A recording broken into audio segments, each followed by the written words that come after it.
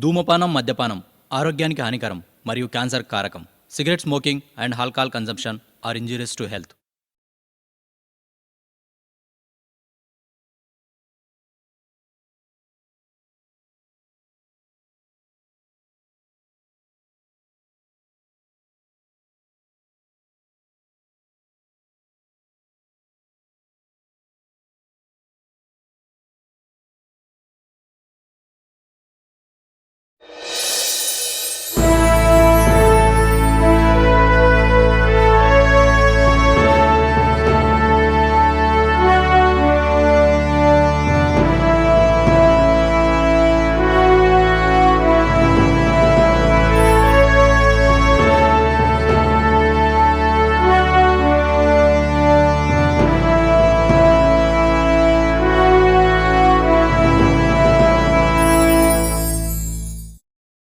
దేవుడు ప్రతి ఒక్కరికి వైట్ పేపర్ లాంటి జీవితాన్ని ఇస్తాడు. అందులో మనం ఏం రాసుకుంటే మొత్తం లైఫ్ అంతా అలాగే ఉంటుంది. ఆనందం రాసుకుంటే మనం ఎప్పుడూ ఆనందంగా ఉంటాం. కోపం రాసుకుంటే ఎప్పుడూ కోపంగా ఉంటాం. ఏం రాసుకోవాలనేది మన చేతుల్లోనే ఉంటుంది. చూద్దాం ఈ కథలో ఎవరెవరు ఏమేం రాసుకున్నారు.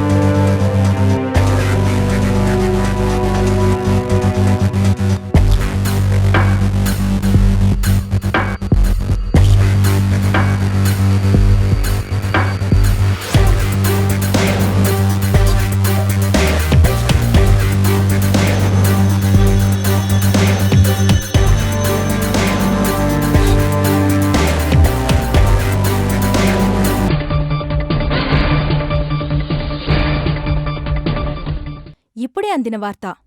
సిటీలోని ఎల్బీ నగర్లో ఉండే త్రిలోక్ అపార్ట్మెంట్లో ఒక అమ్మాయి ఆత్మహత్య చేసుకుని చనిపోయింది.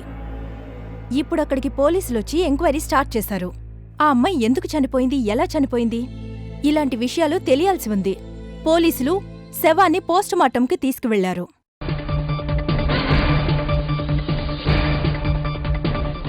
అందరూ ఎంతో ఉత్కంఠగా ఎదురుచూస్తున్న మర్డర్ మిస్టరీ వీడింది. అందరూ ఊహించినట్లుగానే నిన్న చనిపోయిన సంధ్య అనే అమ్మాయిది ఆత్మహత్యగా పోలీసులు నిర్ధారించారు. కాని వాళ్ల కుటుంబ సభ్యులు మాత్రం వాళ్ల కూతురు ఆత్మహత్య చేసుకోలేదని, ఎవరో చంపారని అంటున్నారు. ఈ కేసుని ఇన్వెస్టిగేట్ చేస్తున్న దివ్యగారు మాట్లాడుతూ, డాక్టర్లు కూడా సంధ్యది ఆత్మహత్య అని నిర్ధారించారని, పోస్టుమార్టం రిపోర్ట్లో కూడా ఉరివేసుకుని ఆత్మహత్య చేసుకున్నట్టు రిపోర్టొచ్చింది. లేదండి, మా అమ్మాయిది ఆత్మహత్య కాదు. పోలీసులు సరిగా ఇన్వెస్టిగేషన్ చేయలేదు. మా అమ్మాయికి ఆత్మహత్య చేసుకోవాల్సిన అవసరం లేదు. ఆత్మహత్య చేసుకుంది అంటున్నారు కదా, ఎందుకు చనిపోయిందో చెప్తారా? సంధ్య ఎందుకు ఆత్మహత్య చేసుకుంది అనేదానికి సంధ్య రాసిన సూసైడ్ నోట్లో అవన్నీ క్లియర్గా ఉన్నాయి. పోస్టుమార్టం రిపోర్ట్లో కూడా మీ కూతురు ఆత్మహత్య చేసుకుందని తెలుస్తుంది. దానికి మీరేమంటారు? లేదు, మా అమ్మాయి ఆత్మహత్య చేసుకోలేదు. ఈ కేసును శివగారు ఎంక్వైరీ చేసి నిజానిజాలను బయటపెట్టాలని కోరుకుంటున్నాను. విన్నర్గా సంధ్య వాళ్ళ అమ్మగారు ఈ కేసుని శివగారికి అప్పగించాలంటున్నారు. దానికి మీరేమంటారు? సంధ్య ఆత్మహత్య చేసుకుందని భావిస్తే ఎస్ అని, లేకపోతే నో అని మాకు మీరు SMS పంపించండి.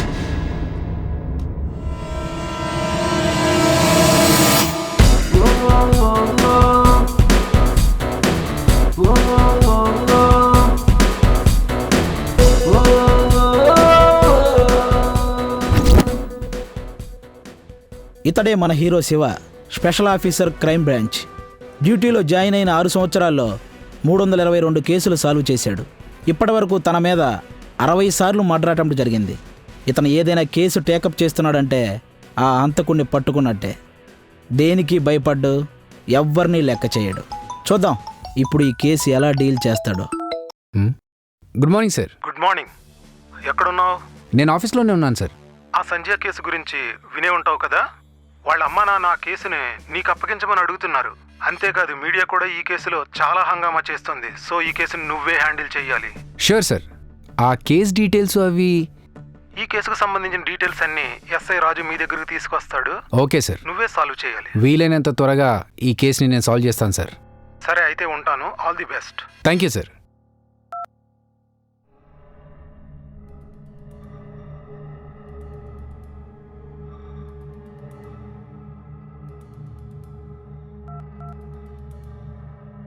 ఆ ఎల్బీ నగర్ త్రిలోక్ అపార్ట్మెంట్స్లో ఉండే సంధ్య గురించి అన్ని డీటెయిల్స్ కావాలి. Yeah, immediately.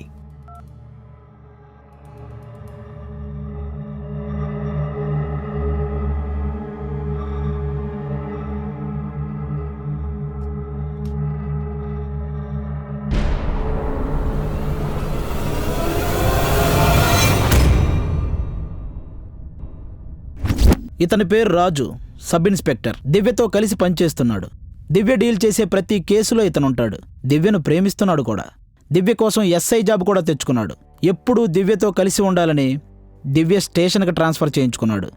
దివ్యకి ఎలాంటి ప్రాబ్లం రాకుండా చూసుకుంటాడు. Sir, Raju sir. ఓ, నువ్వేనా? మీ గురించి నేను చాలా విన్నాను సార్.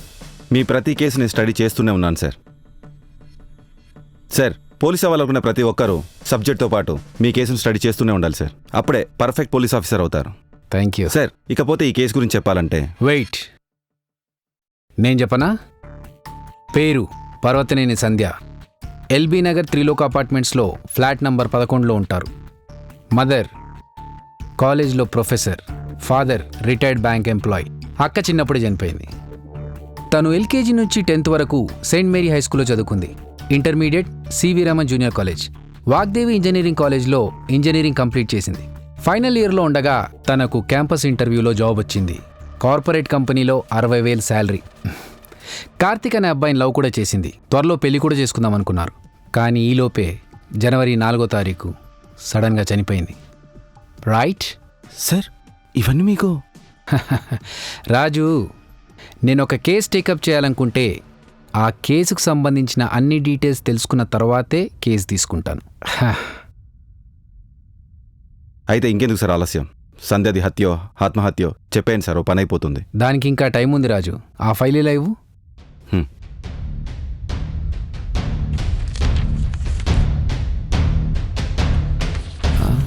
ఈ కేసుని ఇంతకుముందు హ్యాండిల్ చేసింది దివ్య కదా? దివ్య కాదు సార్, ఈగో దివ్య. నేను విన్నాను తనకు చాలా ఈగో ఎక్కువని, ఎవరైనా తన ఈగోని హర్ట్ చేస్తే అస్సలు ఊరుకోదు, ఎవ్వరిని వదిలిపెట్టదని. అదేంటయ్యా? అవును సార్, అది మాత్రమే కాదు, ఇప్పటివరకు తను డీల్ చేసిన ఏ కేసులోనూ కూడా ఓడిపోలేదు. ఈ కేసు నుంచి తనని తప్పించారని తెలిసి తన ఈగో బాగా హర్ట్ అయింది. తన దగ్గర ఈగో ఒకటే మైనస్, తను చాలా మంచిది. చాలా కేసులు చాలా ఫాస్ట్గా సాల్వ్ చేసింది. అంతేకాదు చాలామంది అనాథలకు హెల్ప్ కూడా చేసింది. యా, నేను విన్నాను తనకెవ్వరు లేరు, తను ఒక అనాథని, అనాథ పిల్లల కోసం చాలా సర్వీసెస్ చేస్తుంటుందని. సరే, ఇది పక్కన పెట్టు, నీకు దివ్యకేదో లవ్ స్టోరీ కూడా ఉందంట? అదేం లేదు సార్. ఏం పర్లేదు చెప్పోయా. ఈ క్రైమ్ సిచ్యువేషన్స్ గురించి, కేసుల గురించి విని విని చిరాకెత్తింది. నీ లవ్ స్టోరీ గురించి చెప్పు, కాస్త రిలాక్స్గా ఉంటుంది. నాది one side love sir. One side అంటే ఒక్కడే ప్రేమించావు. సరే, ఎప్పుడు చూసావు తన్ని, ఎలా ప్రపోజ్ చేసావు, ఏంటి? నేను ఇంటర్మీడియట్ సెకండ్ ఇయర్లో ఉన్నప్పుడు దివ్య మా కాలేజ్ ఫస్ట్ ఇయర్లో జాయిన్ అయింది. తను చూడగానే నాకు ఏదోలా అనిపించింది. మెల్లగా తనతో ఫ్రెండ్షిప్ ఏర్పడింది. అలా ఒకరోజు కాలేజీలో రోమియో జూలియట్ నాటకం వేయాల్సి వచ్చింది. అప్పుడు అనిపించింది నా రియల్ లైఫ్ జూలియట్ తనేనని. చేసుకుంటే తననే పెళ్లి చేసుకోవాలనుకున్నాను. అది నా లవ్ స్టోరీ సార్. ఇప్పటివరకు ట్రై చేస్తూనే ఉన్నాను. సార్, మీరెవరిని లవ్ చేయలేదు సార్? నేనా? లవ్వా? ఊరుకోవా బాబు, ఎవరైనా వింటే నవ్వుతారు. నాకు చిన్నప్పటి నుంచి లవ్ ఏంటో తెలుసా? Police department. ఎప్పటికైనా స్పెషల్ బ్రాంచ్లో జాయిన్ అవ్వాలి, ఈ క్రైమ్ బ్రాంచ్లో పోస్ట్ కొట్టాలనేది నాకెప్పటి నుంచో ఉన్న డ్రీమ్ అనే కంటే పిచ్చి అనొచ్చు. నాకు పోలీస్ డిపార్ట్మెంట్ అంటే ఎంత ఇష్టం, ఎంత పిచ్చి అంటే, మామూలుగా అందరు సుప్రభాతంతో లేస్తే నేను పోలీస్ పాటలతో లేచేవాడిని. నేను చూసిన సినిమాలు కూడా పోలీస్ సినిమాలే, మిగతా ఏ సినిమాలు చూడలేదు. ఇక లవ్ విషయం అంటావా? లవ్ విషయం పక్కన పెట్టు, నాకు సైట్ కొట్టడం కూడా రాదు. ఇంట్లోనేమో పెళ్లి చేసుకోమని పోరు. సరే, ఆ లవ్ స్టోరీ గురించి పక్కన పెట్టి, ఒకసారి దివ్యకు ఫోన్ చేసి నేను రమ్మన్నా అని చెప్పు. అది దివ్య 2 days నుంచి లీవ్లో ఉంది. నా ఫోన్ కూడా లిఫ్ట్ చేయడం లేదు, ఇంట్లో కూడా లేదు. ఈ కేసు మీకు అప్పగించారని తెలిసి చాలా డిసప్పాయింట్ అయింది. నేను మళ్ళీ ఒకసారి ట్రై చేస్తా. యా, అండ్ అలాగే సంధ్య చనిపోయిన రోజు ఎవరితో ఫోన్ మాట్లాడిందో అన్ని కాల్ రికార్డ్స్ కూడా తెప్పించు. Okay sir. యా.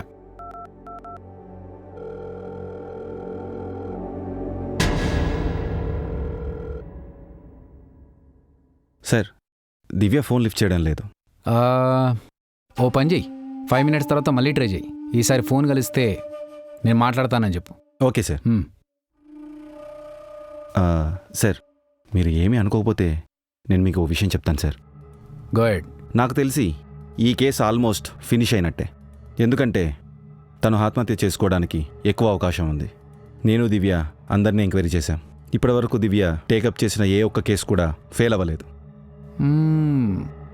సరే, చూద్దాం. నేను ట్రై చేస్తాను. ఏం కంక్లూజన్ వస్తుందో చూద్దాం. Okay okay sir. మీరు వెళ్ళొచ్చు. సార్,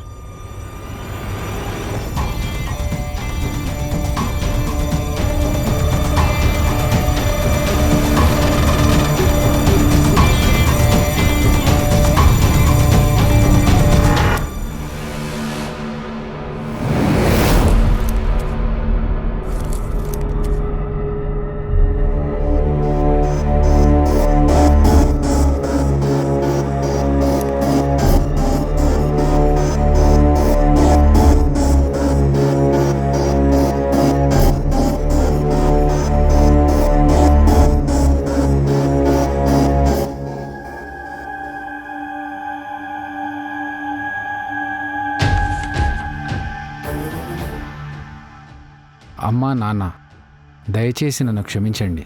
ఈ జీవితం మీద విరక్తి కలిగింది, అందుకే ఆత్మహత్య చేసుకుంటున్నాను. ఈ వయసులో మిమ్మల్ని చాలా బాధ పెడుతున్నాను. నాకు చావడం తప్ప మరో మార్గం లేదు.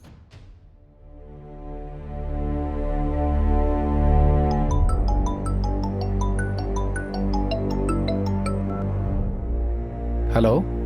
హలో సార్, నేను దివ్య. యా దివ్య. కాల్ చేయమని చెప్పారంట. యా సంధ్య కేస్ డీటెయిల్స్ మీకు తెలిసే ఉంటుంది. మీరు ఇప్పుడు ఒకసారి ఫ్రీగా ఉంటే ఆఫీస్కి వస్తారా? ఫ్రీగానే ఉన్నాను సార్, 1 అవర్లో వస్తాను. Okay, thank you.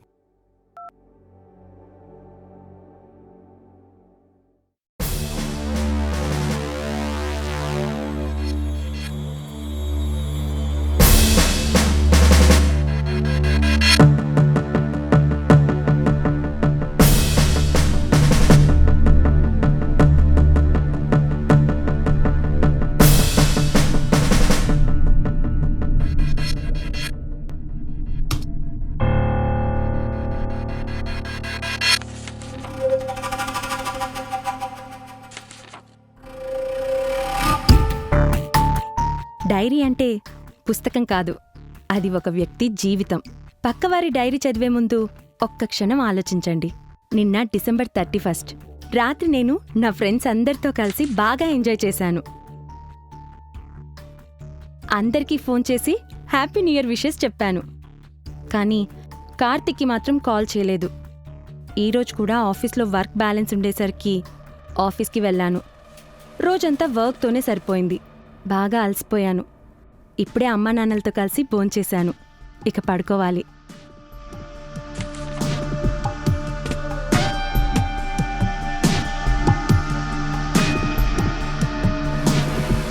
ఈరోజు ఉదయాన్నే ఆఫీస్కి వెళ్ళాను. కార్తిక్ ఫోన్ చేశాడు, కానీ నేను ఆన్సర్ చేయలేదు. కార్తిక్కి నాకు చిన్న గొడవ జరిగింది. రేపెలాగైనా కార్తిక్ని కలవాలి. తను ఇప్పటికే నాకు చాలాసార్లు కాల్ చేశాడు. ఇంక తనని ఏడిపించడం బాగోదు. ఈ జాబ్ జాయిన్ అయిన దగ్గర నుంచి వీకెండ్స్లో తప్ప వీక్ డేస్లో అస్సలు టైం దొరకడం లేదు. అమ్మా నాన్నలతో కలిసి ఎక్కడికైనా ట్రిప్ ప్లాన్ చేయాలి. అదేంటి ఈ టైంలో ఫోన్ చేస్తున్నారు? నాన్న చెప్పండి. ఏరా, ఈ రోజైనా త్వరగా ఇంటికి రా, అమ్మ గుడికి వెళ్దామంటుంది. మళ్ళీ గుడికా? ఆల్రెడీ తిరుపతిలో మొక్కుందన్నందుకే కదా జుట్టు పెంచిపిస్తున్నారు. నా బాస్కి చెప్పలేకపోతున్నాను నాన్న. మళ్ళీ ఇప్పుడేంటి? ఇప్పటికి 3 సార్లు పూజ మిస్ చేసావు. ఈ రోజు రాలేదనుకో, మీ అమ్మ సంగతి తెలుసు కదా, సంపేస్తుంది. అయినా అమ్మ పిచ్చి కాకపోతే పూజలు చేస్తే పెళ్ళవడం ఏంటి నాన్న? నన్ను పెళ్లి చేసుకునే ధైర్యం ఏ అమ్మాయికి లేదు. నాకు పిల్లనిచ్చే దమ్ము అంతకన్నా లేదు. నాకు ఫ్రెండ్స్ కంటే శత్రువులు ఎక్కువ ఉన్నారు నాన్న. Please understand.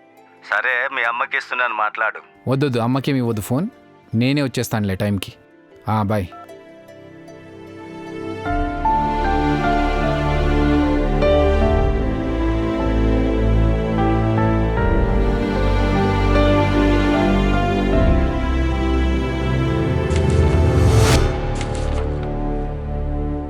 ఈరోజు అమ్మా నాన్న ఊరెళ్ళారు.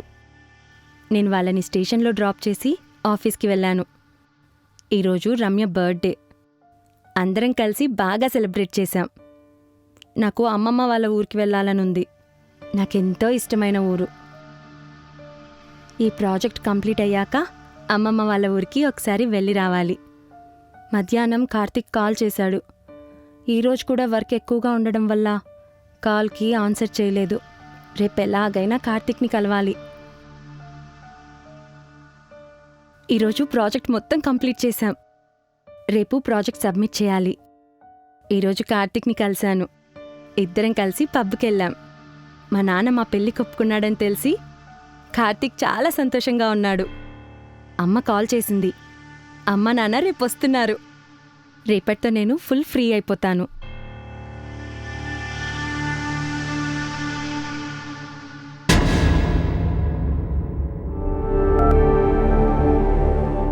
అబ్జర్వేషన్. సంధ్య లైఫ్ చాలా బాగుంది. తనకు లవర్ కూడా ఉన్నాడు, జాబ్ ఉంది, ప్రేమించిన అబ్బాయిని పెళ్లి కూడా చేసుకోవాలనుకుంది. పేరెంట్స్ కూడా ఒప్పుకున్నారు. కానీ ఆత్మహత్య చేసుకోవడానికి కారణం ఏంటి?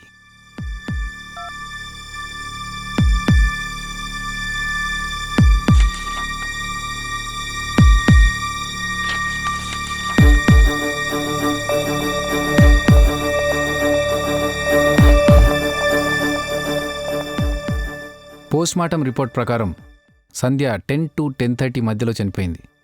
మెడ బిగుసుకుపోవడంతో ఊపిరాడక చనిపోయింది.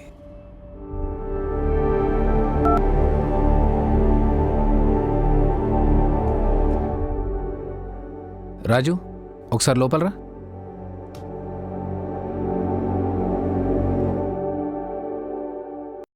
సార్. రాజు, ఈ పోస్ట్మార్టం చేసింది డాక్టర్ సునీల్ కదా? అవును సార్. మరి ఇక్కడ నంబర్ లేదెందుకు? ఓ సారీ సార్, ఆ నెంబర్ నా దగ్గర ఉంది. కాల్ చేయి.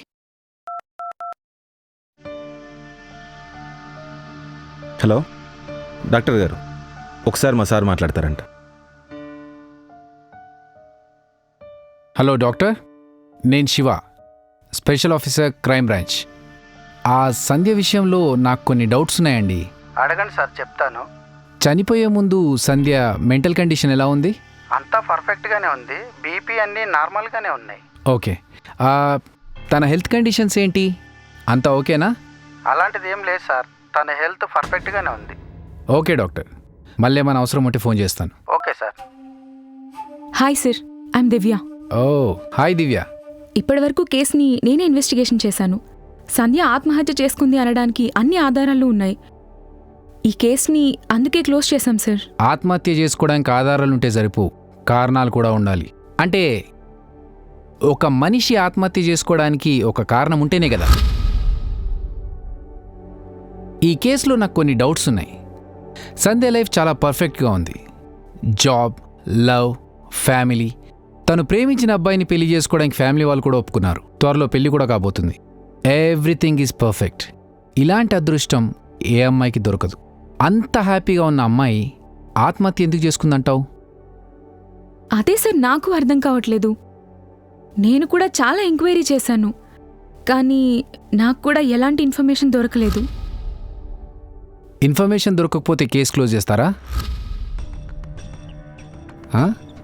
అంటే నువ్వు ప్రాపర్గా ఎంక్వైరీ చేయలేదు? అలాంటిదేం లేదు సార్. ఈ కేసుకి సంబంధించినంత వరకు నేను చాలా మందిని ఎంక్వైరీ చేశాను, కానీ ఎలాంటి ఇన్ఫర్మేషన్ దొరకలేదు. నేను డ్యూటీలో చేరి 3 years అవుతుంది. 72 కేసెస్ సాల్వ్ చేశాను. ఈ కేసుతో కలిపి 73. నేను ప్రతి కేసు చాలా సిన్సియర్గా ఎంక్వైరీ చేస్తాను. మీరు నన్ను ఇలా అవమానించడం ఏం బాలేదు సార్. నా ఉద్దేశం అది కాదు దివ్య. కార్తిక్ సంధ్యని 9:30 వాళ్ళ ఫ్లాట్ దగ్గర దించాడు. పోస్ట్మార్టం రిపోర్ట్ ప్రకారం 10 నుంచి 10:30 మధ్యలో సంధ్య చనిపోయింది. అప్పటి వరకు బాయ్ ఫ్రెండ్తో పబ్కి హ్యాపీగా ఉన్న సంధ్య 1 గంటలోనే డెసిషన్ మార్చుకొని ఆత్మహత్య ఎందుకు చేసుకుందంటావు? There is something wrong with this. 9:30కు సంధ్య ఇంటికి వచ్చిన తర్వాత సంధ్యను కలవడానికి ఎవరైనా వచ్చారా, లేకపోతే సంధ్య ఎవరైనా కలిసిందా? నేను వాచ్మెన్ని ఎంక్వైరీ చేశాను సార్, ఎవరూ రాలేదని చెప్పాడు. సీసీటీవీ ఫుటేజ్ చెక్ చేశారా? అది కూడా చెక్ చేశాను సార్. అందులో కూడా ఎలాంటి క్లూ దొరకలేదు. అది ఆత్మహత్య అనే అనిపించింది. అందుకే ఈ కేసుని క్లోజ్ చేశాం. ఇది ఆత్మహత్య కాదు, హత్య అని 100% చెప్పగలను. ఇది ఆత్మహత్య కాదు, హత్య అని అంత పర్ఫెక్ట్గా మీరెలా చెప్పగలరు? 3 రీజన్స్. రీజన్ నంబర్ 1, సంధ్య ఎప్పుడు బ్లాక్ పెన్తోనే రాసేది.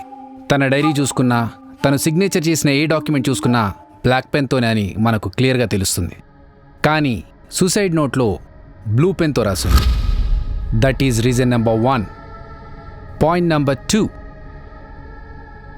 సంధ్య ఆత్మహత్య చేసుకున్న చున్నీ సైజ్ 2.5 ఇంచెస్. అంటే ఆ 2.5 ఇంచెస్ చున్నీతో మెడ బిగిస్తే అట్లీస్ట్ 2 ఇంచెస్ మెడ డ్యామేజ్ అవ్వాలి. కానీ పోస్ట్మార్టం రిపోర్ట్ ప్రకారం ఓన్లీ 1 ఇంచ్ మెడ మీద డ్యామేజ్ అయింది. Reason number 3, finger prints, foot prints. ఒక ఆత్మహత్య చేసుకున్నప్పుడు ఆ చున్నీ మీద ఫింగర్ ప్రింట్స్ ఉండాలి, లేకపోతే అట్లీస్ట్ సంధ్య నిలబడ్డ చైర్ మీద ఫుట్ ప్రింట్స్ అని ఉండాలి. కానీ ఆ రూమ్లో ఫింగర్ ప్రింట్స్ కానీ ఫుట్ ప్రింట్స్ కానీ ఏమీ లేవు. అంటే హత్య చేసిన హంతకుడు తన ఫింగర్ ప్రింట్స్, ఫుట్ ప్రింట్స్తో పాటు సంధ్య ఫింగర్ ప్రింట్స్, ఫుట్ ప్రింట్స్ని కూడా క్లీన్ చేశాడు. సో ఐఎమ్ 100% ష్యూర్ ఇది హత్యే. అండ్ హత్య చేసి దీన్ని ఆత్మహత్యగా క్రియేట్ చేశారు. సీసీటీవీ ఫుటేజ్ ఎక్కడుంది? అది మీకిచ్చిన పెన్ డ్రైవ్లోనే ఉంది సార్. ఇదా?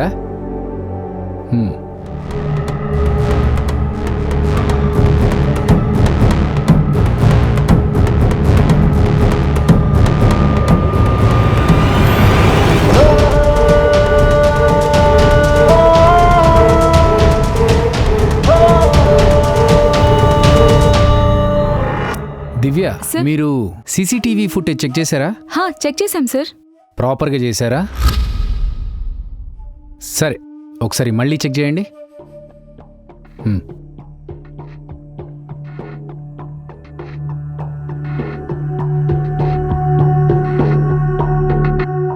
చూశాను సార్, అంతా పర్ఫెక్ట్గానే ఉంది. It's not perfect. మళ్ళీ ఒకసారి చెక్ చేయండి. ఒక ఫ్యామిలీ రాత్రి 9 గంటలకు ఆ లిఫ్ట్లో ఎక్కింది. సో లిఫ్ట్లో ఎక్కిన ఆ ఫ్యామిలీ ఏదో ఒక ఫ్లోర్లో దిగాలి కదా, కానీ ఆ ఫ్యామిలీ ఎక్కడా దిగలేదు. Where is that footage? అవును సార్, నేను కూడా ఈ విషయాన్ని గమనించలేదు. నువ్వెందుకు గమనించలేదంటే ఆ సీసీటీవీ ఫుటేజ్ని హ్యాక్ చేశారు. ఒకవేళ సంధ్య నిజంగా ఆత్మహత్య చేసుకునుంటే సీసీటీవీ ఫుటేజ్ హ్యాక్ చేయాల్సిన అవసరం ఎవరికుంటుంది? కాబట్టి ఎవరో ప్రాపర్గా హత్య చేసి దీన్ని ఆత్మహత్యగా క్రియేట్ చేశారనడానికి this is the one proof. ఇది పర్ఫెక్ట్ మర్డర్ అని మనకు అర్థమవుతుంది. సో ఆ హత్య చేసిన వాళ్ళని కలవాలి. ఇంత టాలెంట్ ఉపయోగించాడంటే తప్పకుండా కలవాలి. సంధ్య చనిపోయిన రోజు ఎక్కడికెక్కడికి వెళ్ళింది, ఎవరెవరిని కలిసింది, ఎంక్వైరీ చేశారా? చేశాం సార్. ఆ రోజు తను ఆఫీస్కి వెళ్ళింది. తను సాయంత్రం వరకు కూడా ఆఫీస్లోనే ఉంది. తర్వాత తన లవర్తో పబ్కి వెళ్ళింది. పబ్ నుంచి డైరెక్ట్గా ఇంటికే వెళ్ళింది. అంతే సార్, ఇంకెక్కడికి వెళ్ళలేదు. ఓకే. ఈ కేసులో మీరు ఎవరెవరిని ఎంక్వైరీ చేశారు? సంధ్య మదర్, ఫాదర్ని, అలాగే అపార్ట్మెంట్లో ఉన్న అందరినీ ఎంక్వైరీ చేశాం సార్. సంధ్య బాయ్ ఫ్రెండ్ని కూడా ఎంక్వైరీ చేశాం. అందరూ ఒకే మాట చెప్పారు, సంధ్యకెవరూ శత్రువులు లేరని, తనని చంపాల్సిన అవసరం ఎవరికీ లేదని. కానీ ఇప్పుడు మనకి ఇది హత్య అని క్లియర్గా తెలిసిపోయింది కదా. సో హంతకుడు ఎవరైనా సరే వాడికి అపార్ట్మెంట్ పూర్తిగా తెలిసుండాలి. లేకపోతే ఇంత పర్ఫెక్ట్గా ప్లాన్ చేసి ఇదంతా చేయడం చాలా కష్టం. ఇంతకీ అపార్ట్మెంట్లో ఎవరెవరు ఉంటారు? అపార్ట్మెంట్ మొత్తం 3 ఫ్లోర్లు ఉన్నాయి సార్. ఫస్ట్ ఫ్లోర్లో సంధ్య వాళ్ళ అమ్మా నాన్న, వాళ్ళ మేనత్త, మేనమామ ఉంటారు సార్. సెకండ్ ఫ్లోర్లో ఒక కపుల్, ఒక రిటైర్ మేజర్ ఫ్యామిలీ ఉంటారు. థర్డ్ ఫ్లోర్లో ఒక software family, apartment manager family ఉంటారు సార్. వాళ్ళందరినీ ఎంక్వైరీ చేశారా? చేశాం సార్. సంధ్య వాళ్ళ అమ్మా నాన్న ఊరెళ్ళారు. అత్త మామ కూడా ఊర్లో లేరు. ఫస్ట్ ఫ్లోర్లో ఉండే ఆ కపుల్స్ జాయిన్ అయ్యి 2 months అవుతుంది. వాళ్ళిద్దరే ఉంటారు. కొత్తగా పెళ్ళైంది. ఇద్దరికీ నైట్ షిఫ్ట్. ప్రతిరోజు నైట్ 9కి వాళ్ళు ఆఫీస్కి వెళ్తారు. ఆ రోజు కూడా వాళ్ళిద్దరూ జాబ్స్కి వెళ్ళారు సార్. ఆఫీస్లో కూడా ఎంక్వైరీ చేశాము. వాళ్ళ ఆ రోజు ఆఫీస్లోనే ఉన్నారు సార్. మేజర్ ఫ్యామిలీ రోజు రాత్రి త్వరగా పడుకుంటారు. వాళ్ళు బయటికి కూడా పెద్దగా రారంట సార్. ఎవరితో కలవని కూడా కలవరంట. థర్డ్ ఫ్లోర్లో ఉండే సాఫ్ట్వేర్ ఇంజనీర్, వాళ్ళని కూడా ఎంక్వైరీ చేశాం. వాళ్ళు ఇంట్లోనే ఉన్నారంట. ఇంటి నుంచి బయటకు కూడా రాలేదంట. ఇక మేనేజర్ ఫ్యామిలీ ఆ రోజు పార్టీకి వెళ్లారు. నేను వాచ్మెన్ని కూడా ఎంక్వైరీ చేశాను. వాళ్ళు రాత్రి 12ంటికి వచ్చారంట. ఓకే. అవును, సంధ్య వాళ్ళ ఫ్యామిలీకి వాళ్ళ అత్తమామ ఫ్యామిలీకి ఏవో గొడవలున్నాయంట. ఏంటది? యాక్చువల్లీ సంధ్యని వాళ్ళ బావ రాహుల్కి పెళ్లి చేయాలనుకున్నారు. కానీ సంధ్య కార్తీక్ని లవ్ చేయడం వల్ల ఆ పెళ్లి క్యాన్సిల్ అయింది. అప్పటినుంచే వాళ్ళ మధ్య మాటలు లేవు సార్. అంతేకాదు, వాళ్ళ నాన్నకి సంధ్యని కార్తీక్కిచ్చి పెళ్లి చేయటం అస్సలు ఇష్టం లేదు సార్. తప్పని పరిస్థితుల్లో ఈ పెళ్లి కొప్పుకున్నారు సార్. సో ఈ పెళ్లి సంధ్య వాళ్ళ నాన్నకి ఇష్టం లేదు. సంధ్యకు నచ్చజెప్పడానికి ట్రై చేశాడు, కానీ తను వినలేదు. చిన్నప్పటి నుంచి తను చెప్పిన మాటల్లా వినే కూతురు సడన్గా తన మాట వినకపోయేసరికి చాలా కోపం వచ్చింది. తన మనసు కార్తీక్ని అల్లుడిగా అంగీకరించకపోవచ్చు. అలా కోపం, ఫ్రస్ట్రేషన్, ఇలాంటి ఒక సిచ్యువేషన్లో ఆ తండ్రే తన కూతుర్ని చంపేలా చేసిండొచ్చు. లేదా ఎవరైనా కాంట్రాక్ట్ కిల్లర్కి చంపమని చెప్పిండొచ్చు. ఏంటి సార్ మీరు అనేది? సొంత కూతురు చిన్నప్పటి నుంచి ఎంతో గారాబంగా పెంచుకున్నాడు. అలాంటి అమ్మాయిని ఎలా చంపుకుంటాడు సార్? నేను సంధ్య వాళ్ళ అమ్మా నాన్నని ఎంక్వైరీ చేసినప్పుడు కూతురు పోయిందన్న బాధ నాకు స్పష్టంగా కనిపించింది సార్. ఆయన తన కూతుర్ని చంపడం అంటే అసలు నమ్మలేకపోతున్నాను సార్. నమ్మకాలు వేరు, నిజాలు వేరు. నమ్మకం ఫెయిల్ అవుతుందేమో కానీ నిజం ఫెయిల్ అవ్వదు. మనం నమ్మనంత మాత్రాన నిజాలు అబద్ధాలు కావు. నమ్మకానికి నిజానికి చాలా తేడా ఉంది దివ్య. నీకు అమీర్జిత్ సాదా తెలుసు కదా? ఆ కుర్రాడు 8 ఏళ్ల వయసులో తన చెల్లితో పాటు ఇంకొక అమ్మాయిని ఇటుకలతో కొట్టి చంపాడు ఫర్ ఎ సిల్లీ రీజన్. కొన్ని రోజుల క్రితం జెస్సీ వాక్ అనే క్రిమినల్ తన ఫ్రెండ్ ఫోన్ ఇవ్వలేదనే ఒక సిల్లీ రీజన్తో అతన్ని చంపేశాడు. ఇలా చెప్పుకుంటూ పోతే సిల్లీ రీజన్తో చంపిన వాళ్ళు చాలామంది ఉన్నారు. కానీ ఇక్కడ ఒక రీజన్ ఉంది. Honour killing. పరువు కోసం కూతురిని చంపడం పెద్ద విషయమేం కాదు. ఇలా చాలామందిని చూస్తున్నాం. నిన్న ఒక విషయం అడుగుతాను, ఫీల్ అవ్వకుండా చెప్పు. అడగండి సార్, చెప్తాను. ఈ కేసు నీ కాకుండా నాకప్ప చెప్పినప్పుడు నీ ఇన్నర్ ఫీలింగ్ ఏంటి? పర్లేదు చెప్పు, నేనేమనుకోను. మీ మీద నాకు చాలా కోపం వచ్చింది. మిమ్మల్ని బాగా తిట్టుకున్నాను సార్. ఇంకా ఏమనిపించిందండి? చాలు, వదిలేస్తే ఇక్కడే తిట్టేసేలా ఉందయా. చూడు దివ్య, నీకు నాకు ఎలాంటి సంబంధం లేదు. జస్ట్ ఒక కేసు విషయంలో వర్క్ చేస్తున్నాం అంతే. అలాంటిది ఒక కేసుని నీ దగ్గర నుంచి తీసుకొచ్చి నాకు అప్పచెప్తేనే నీ ఈగో హర్ట్ అయింది. నీ కెరియర్లో ఇలాంటి కేసెస్ చాలా వస్తాయి. ఈ కేసు నాకు అప్పగించడం వల్ల నీ ఈగో హర్ట్ అయ్యి నా మీద చాలా కోపం వచ్చి ఉంటుంది. ఇంకో విషయం తెలుసా? దుర్యోధనుడి ఈగో హర్ట్ అవడం వల్ల మహాభారతమే జరిగింది. రావణుడి ఈగో హర్ట్ అవడం వల్ల రామాయణం జరిగింది. మరి చిన్నప్పటి నుంచి తన కూతుర్ని ప్రాణానికి ప్రాణంగా పెంచుకున్న తండ్రి ఒక్కసారి తన కూతురు తన మాట వినకపోయేసరికి తన ఈగో హర్ట్ అవ్వదా? చాలా హర్ట్ అయ్యి ఉండొచ్చు. సో సంధ్యను వాళ్ళ నాన్న చంపే అవకాశం ఉంది. కానీ అలా అని చెప్పేసి ఆయన చంపాడని నేను చెప్పట్లేదు. దేర్ ఈజ్ ఎ పాసిబిలిటీ అంటున్నాను. ఇలా జరిగి ఉండొచ్చు. సో ఈ కేసు సాల్వ్ చేయాలంటే సంధ్య కాల్ రికార్డ్స్ కావాలి, అలాగే వాళ్ళ నాన్న కాల్ రికార్డ్స్ కూడా కావాలి. అండ్ వాళ్ళు ఎవరెవరితో మాట్లాడారో తెలిస్తే ఈ కేసు తొందరగా సాల్వ్ చేయొచ్చు. ఏమంటారు? అండ్ ఈ కేసులో ఇన్వాల్వ్ అయిన అందరినీ ఎంక్వైరీకి పిలవండి. Okay sir. రాజు సార్, ఒక సెకండ్. క్లూస్ రికవరీ చేసినప్పుడు సంధ్య ల్యాప్టాప్ కూడా తీసుకొచ్చారు కదా? అవును సార్. ఒకసారి తీసుకురా. Okay sir. దివ్య చెప్పిన దాని ప్రకారం అపార్ట్మెంట్లో ఉండే ఎవరికీ హత్యతో సంబంధం లేదు. మరి హంతకుడు ఎవరై ఉంటారు? సంధ్యను చంపిన వాడు ఎవరైనా సరే అపార్ట్మెంట్ గురించి పూర్తిగా తెలుసు. అంటే హంతకుడు అపార్ట్మెంట్కి చాలాసార్లు వెళ్ళి ఉంటాడు. సీసీటీవీ కూడా హ్యాక్ చేశాడంటే హంతకుడు కంప్యూటర్ ఎక్స్పర్ట్ అయి ఉండాలి. మంచి ఎడ్యుకేటెడ్ కూడా. హంతకునికి పోలీసులు ఎంక్వైరీ ఎలా చేస్తారో బాగా తెలుసు. అందుకే ఎక్కడా ఎలాంటి ఆధారాలు లేకుండా చేశాడు. అయినా సంధ్యను చంపాల్సిన అవసరం ఎవరికుంది? ఇంత పర్ఫెక్ట్ మర్డర్ నా కెరియర్లోనే చూడలేదు. హత్య చేసిన వాడెవరైనా సరే ఈజ్ వెరీ ఇంటెలిజెంట్. ఎంత ఇంటెలిజెంట్ అయినా ఎక్కడో ఒక దగ్గర ఒక చిన్న క్లూ వదులుతాడే. Where is that clue? ఎలా తెలుసుకోవాలి ఆ క్లూ గురించి?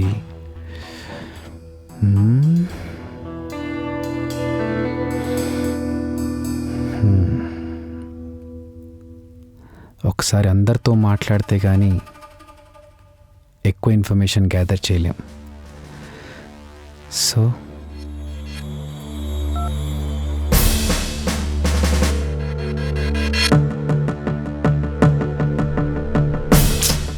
Phone lift చేయడేంటి?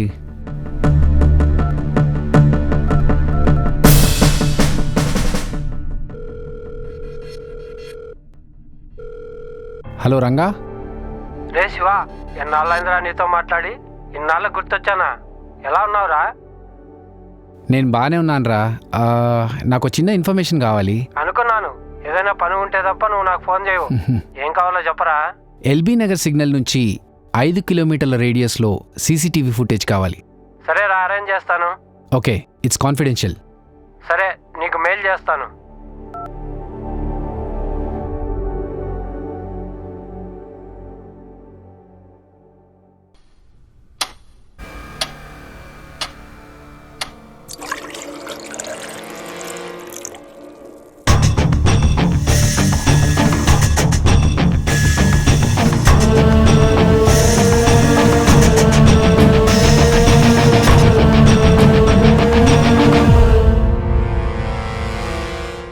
సార్, మీరు అడిగిన కాల్ రికార్డ్స్ అన్నీ మెయిల్కి వచ్చాయి.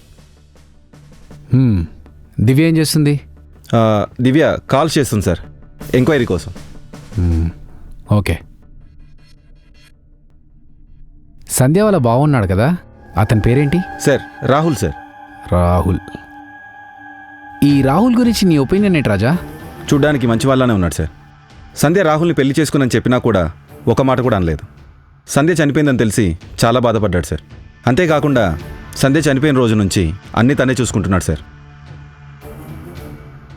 రాజా, ఈ కేసులో నీకెవరి మీదైనా అనుమానం ఉందా? అనుమానించడానికి ఏం లేదు సార్, కానీ అందరినీ ఎంక్వైరీ చేశాం. అందరూ ఒకే సమాధానం చెప్తున్నారు, సంధ్యకి ఎవరు శత్రువులు లేరు అని. మరి సంధ్య ఆత్మహత్య గురించి నీ ఒపీనియన్ ఏంటి? అది కూడా అడిగాం సార్, దానికి కూడా అందరూ ఒకే సమాధానం చెప్తున్నారు, సంధ్యకు ఆత్మహత్య చేసుకోవాల్సిన అవసరం లేదు అని. సంధ్యకు ఆత్మహత్య చేసుకోవాల్సిన అవసరం లేదు, సంధ్యను చంపాల్సిన అవసరం ఎవరికీ లేదు. మరి అలాంటప్పుడు సంధ్య ఎలా చనిపోయింది? అదే సార్, ఏమీ అర్థం కావట్లేదు. అందుకే ఈ కేసు ఇంత కాంప్లికేటెడ్ అయింది. మనం ఈ కేసులో ఎక్కడో ఏదో మిస్ అవుతున్నామయ్యా. We're missing something. రామాయణంలో రాముడు లాంటి వాడికి రావణుడు అనే శత్రువు ఉన్నాడు. మహాభారతంలో అర్జునుడికి కర్ణుడు అనే శత్రువు ఉన్నాడు. అలాంటిది సంధ్య ఆఫ్టర్ ఆల్ ఒక మనిషి, శత్రువు లేకుండా ఎలా ఉంటారు? మన కంటికి కనిపించిన శత్రువు ఎవరో ఖచ్చితంగా ఉన్నారు. వాడే సంధ్యను మర్డర్ చేసింది, ఖచ్చితంగా వాడే. Will find him. వెళ్ళు. Okay sir. Hello. Okay, sure.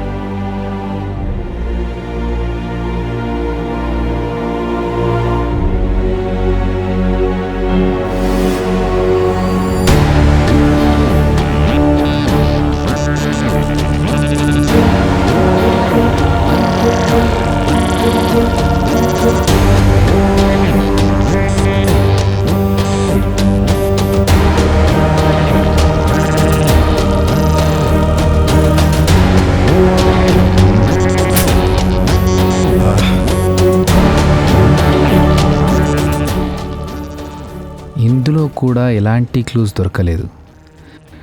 హంతకుడు అందరిలాంటి వాడు కాదు.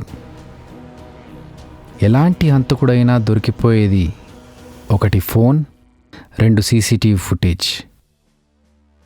హంతకుడు ఈ రెండింటిని చాలా బాగా మేనేజ్ చేశాడు.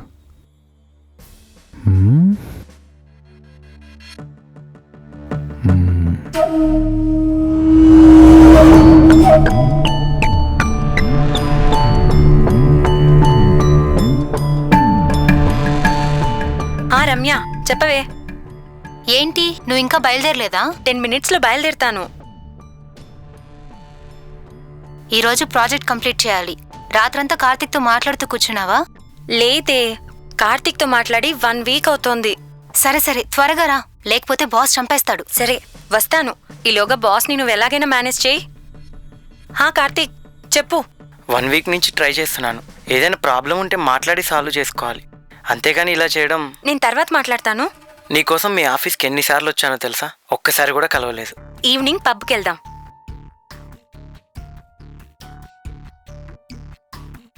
ఏంటి, పబ్బుకా? ఎన్నిసార్లు అడిగినా రాలేదు, ఇప్పుడేంటి కొత్తగా? ఎక్కడున్నావు? అన్నీ ఈవినింగ్ చెప్తాను. ఈవినింగ్ పబ్లో కలుద్దాం. Okay, bye.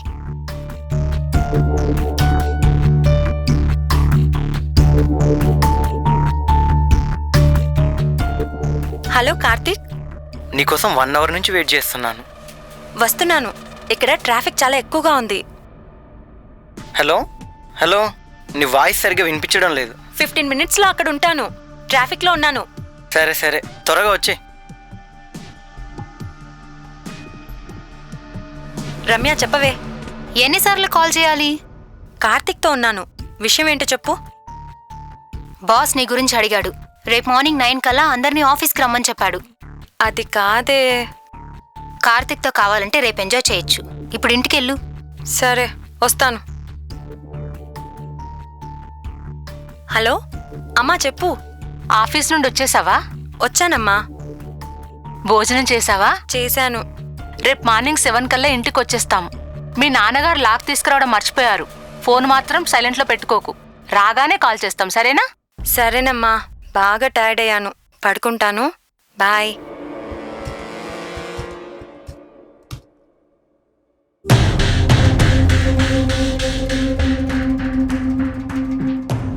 Observation notes.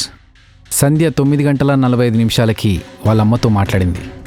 9:50 ఫేస్బుక్లో ఫోటో అప్లోడ్ చేసింది.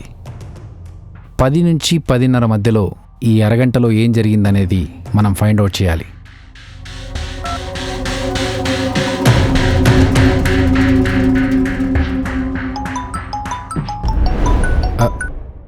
సార్, కేసుకు సంబంధించిన ఫైల్స్ అన్ని తీసుకున్నావా? ఎస్ సార్, అన్ని డీటెయిల్స్ కలెక్ట్ చేసుకున్నాను sir. I try to solve it as soon as possible sir. నువ్వు సాల్వ్ చేస్తావని కదా ఈ కేసు నీకు అప్పగించింది. సరే అయితే ఉంటాను. Thank you sir. Take care. Okay sir.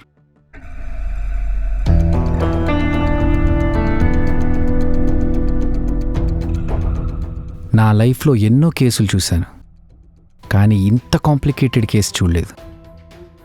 ఏ కేసులో అయినా చిన్న మిస్టేక్ చేస్తారు, కానీ వీడే ఎలాంటి మిస్టేక్ చేయలేదు. ఎలాంటి క్లూ లేకుండా సంధ్యను చంపేశాడు. ఈ కేసులో ఎవరు సాక్షిలో ఎవరు హంతకులో తెలియట్లేదు.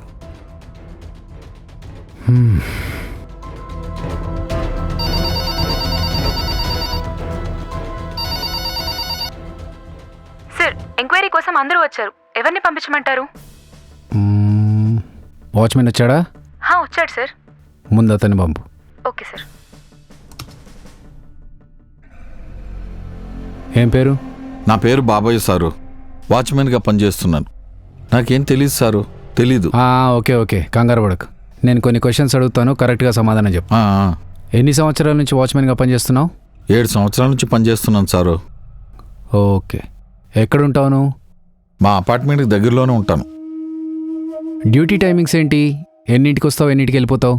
రాత్రి 9 గంటల నుంచి పొద్దున 9 గంటల వరకు. సంధ్య చనిపోయిన రోజు ఆవిడ ఎన్నింటికి వచ్చింది? రాత్రి 9:30 ఆ టైంలో వచ్చారు. తర్వాత సంధ్యను కలవడానికి అపార్ట్మెంట్కి ఎవరైనా వచ్చారా? ఆ రోజు ఎవరూ రాలేదు సారు. బాగా గుర్తు తెచ్చుకొని చెప్పు. సరే, జనవరి 1వ తారీఖు నుంచి జనవరి 10వ తారీఖు మధ్యలో అపార్ట్మెంట్కి సంబంధం లేని వ్యక్తులు కానీ కొత్త వ్యక్తులు కానీ ఎవరైనా వచ్చారా? కొత్త వాళ్ళంటే ఒకసారి రాహుల్ బాబు ఫ్రెండ్స్ వచ్చారు. తర్వాత సంధ్యా గారు చనిపోవడానికి 4 రోజుల ముందు ఒక అబ్బాయి వచ్చాడు. అబ్బాయా? ఎవరతను, ఎందుకు వచ్చాడు? తెలీదు సారు. అదేదో కార్డ్ అంటారు, పెద్ద బ్యాగు, బండ్లు వేసుకొని తిరుగుతుంటారు, అందరికీ ప్యాకెట్లు ఇస్తారు. కొరియరా? రాకాట్ అన్నాడా? అదే అదే. ఎవరింటికి వచ్చాడు అతను? మేజర్ గారి కోసం వచ్చానని చెప్పాడు. Major, okay. ఎంత వయసు ఉంటుంది? 25 నుంచి 30 మధ్యలో ఉంటుంది. మళ్ళీ చూస్తే గుర్తుపడతావా? లేదు సారు, తను టోపీ పెట్టుకున్నాడు, కళ్ళకు అద్దాలు, మాస్క్ పెట్టుకున్నాడు. దివ్య, ఒకసారి మేజర్ గారికి ఫోన్ చేసి ఆ రోజు కొరియర్ ఎక్కడి నుంచి వచ్చిందో ఏంటో కనుక్కో. Okay sir. హలో, తాగే అలవాటు ఏమైనా ఉందా డ్యూటీలో? లేదు సారు.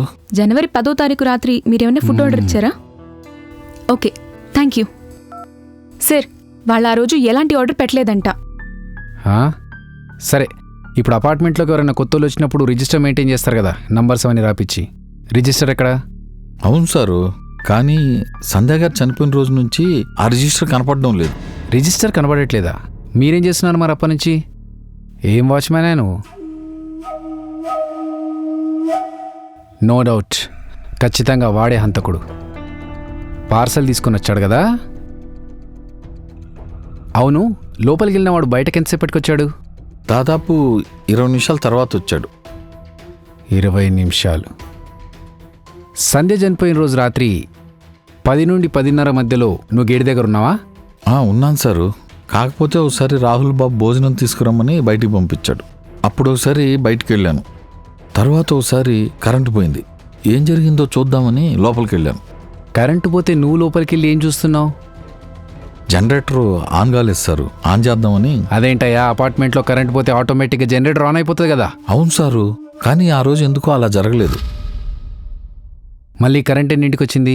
11 గంటలకు వచ్చింది. నేను జనరేటర్ ఆఫ్ చేద్దామని లోపలికి వెళ్ళాను. మళ్ళీ వెళ్ళావు.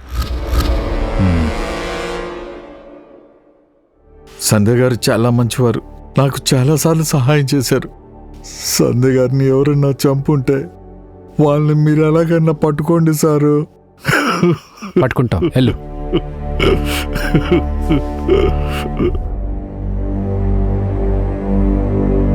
దివ్య, సో ఒకసారి ఎల్బీ నగర్ కరెంట్ ఆఫీస్కి ఫోన్ చేసి ఆ రోజు కరెంట్ ఎన్నింటికి పోయింది, ఎంతసేపు పోయింది, ఏ ఏరియాలో పోయిందో కనుక్కో. Okay sir.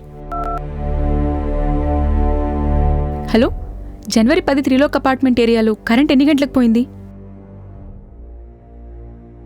Thank you. లేదండి సార్, ఆ రోజు ఎలాంటి పవర్ కట్ లేదంట. పవర్ కట్ లేదా? అవును సార్. కరెక్ట్గా సంధ్య చనిపోయిన టైంలోనే కరెంటు పోయింది. జనరేటర్ కూడా పనిచేయలేదు. ఆ రోజు నుంచి రిజిస్టర్ కూడా కనిపించకుండా పోయింది. సో కరెంటు పోయిన తర్వాత హంతకుడు లోపలికి వెళ్ళాడు. మళ్ళీ కరెంట్ వచ్చిన తర్వాత జనరేటర్ ఆఫ్ చేయడానికి వాచ్మెన్ లోపలికి వెళ్ళినప్పుడు హంతకుడు బయటకు వచ్చాడు. సో హంతకుడు ఒక్కడు కాదు, ఇద్దరు. ఇంత తక్కువ టైంలో ఒక్కడి వల్ల ఇంత పర్ఫెక్ట్ ప్లాన్ జరిగి ఉండదు. ఒకడు పవర్ ఆఫ్ చేశాడు, ఇంకొకడు మర్డర్ చేశాడు. ఇద్దరు కలిసి ఈ మర్డర్ ప్లాన్ చేశారు. అంటే హంతకులు ఇద్దరన్నమాట. ఎస్.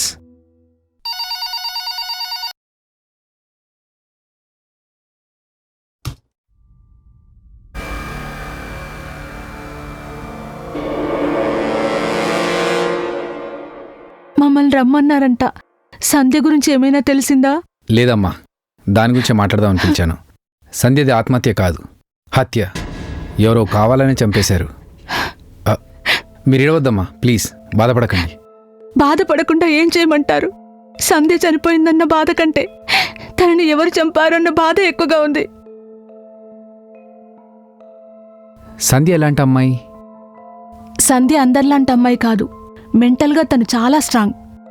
అప్పుడు తనకి 10 ఏళ్లుంటాయి. ఒకసారి మేము అనుకోకుండా ఊరెళ్లాల్సి వచ్చింది. అప్పుడు సంధ్య ఒక్కతే ఇంట్లో ఒంటరిగా ఉంది. సంధ్య దేనికి భయపడేది కాదు. తనకి చాలా ధైర్యం ఎక్కువ. ఎలాంటి సమస్య వచ్చినా ఎదుర్కొనేది. అలాంటిది సంధ్య ఎందుకు ఆత్మహత్య చేసుకుంటుంది? సంధ్యకి ఎవరైనా శత్రువులు ఉన్నారా? నాకు తెలిసి శత్రువులు ఎవ్వరూ లేరు. సంధ్య చాలా మంచిది. ఇప్పటి వరకు తను కోప్పడ్డం కూడా నేనెప్పుడూ చూడలేదు. అందరికీ సాయం చేస్తుంది. సంధ్యకి శత్రువులు లేకపోవచ్చు, బట్ మీ ఫ్యామిలీకి ఎవరైనా శత్రువులు ఉన్నారా? ఎందుకు అడుగుతున్నానంటే కూతుర్ని చంపితే మీ ఫ్యామిలీకి ఎఫెక్ట్ అవుతుంది, పగ తెచ్చుకున్నట్టుగా ఉంటుంది అని వాళ్ళు అనుకుంటున్నారేమో అని. లేరు, అలాంటి వారెవ్వరూ లేరు. మాది చాలా సింపుల్ ఫ్యామిలీ.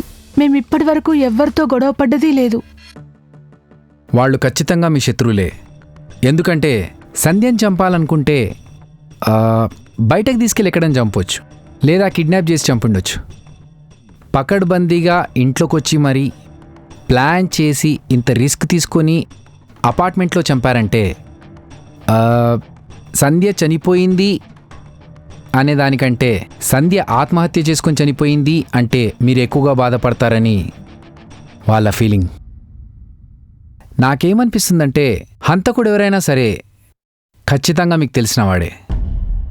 చాలా సంవత్సరాలుగా మీ మీద పగబెట్టుకుని ఉన్నాడు. మేమెవరికీ ఎలాంటి అన్యాయం చేయలేదు.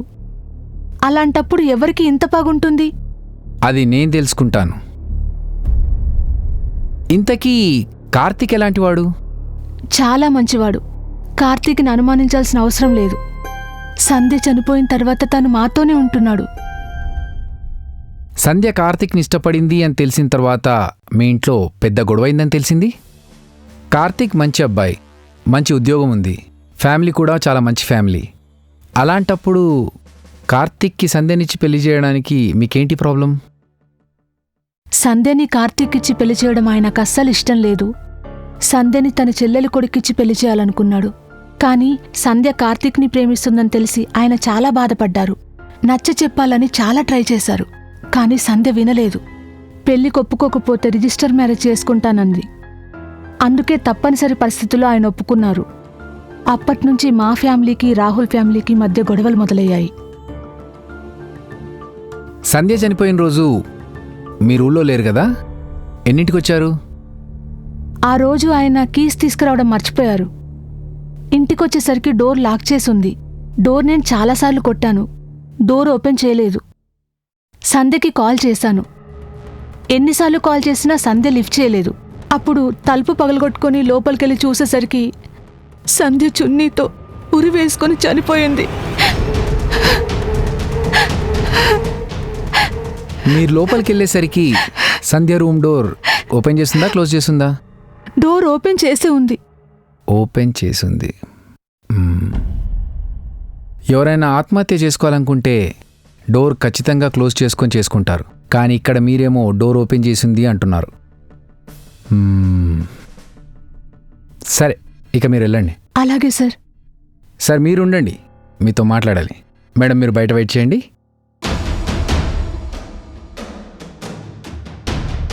ఏంటి సార్ మీరేం మాట్లాడరా?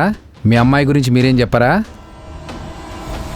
సంధ్య చనిపోయిన బాధలో నుంచి ఇక బయటికి రాలేకపోతున్నాను. అంతేనా, ఇంకేమైనా ఉందా?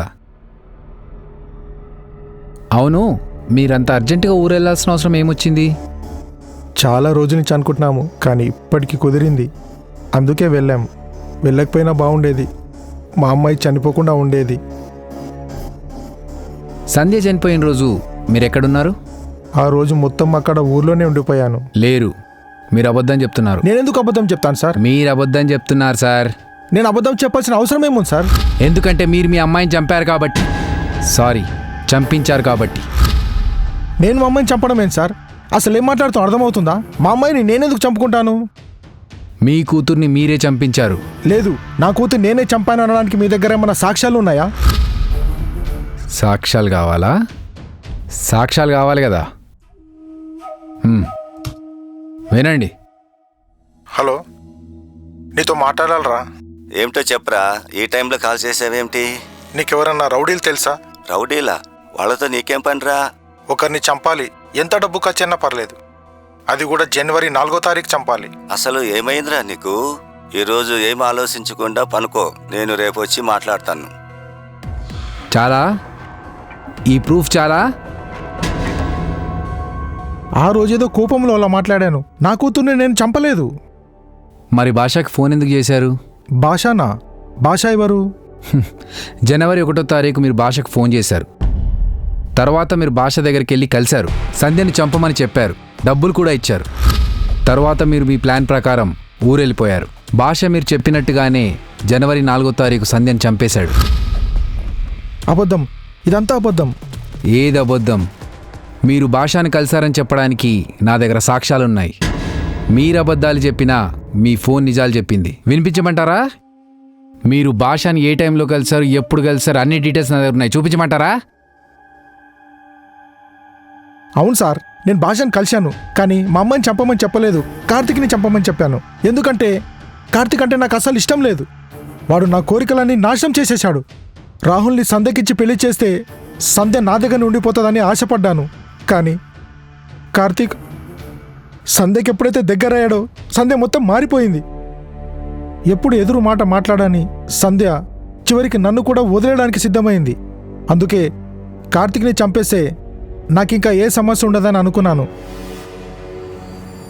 కార్తీక్ని చంపుదామనుకున్నారా? కేవలం మీ కూతుర్ని ప్రేమించాడన్న ఒకే ఒక్క కారణంతో కార్తీక్ని చంపాలనుకున్నారా? సిగ్గులేదా మీకు? వయస్సు పెరగానే సరిపోదు. కార్తీక్ చనిపోతే వాళ్ళ ఫ్యామిలీ పరిస్థితి ఏంటి? వాళ్ళ అమ్మా నాన్న ఎలా ఉంటారనుకున్నావు? కనీసం ఒక్క క్షణం కూడా ఆలోచించలేదా?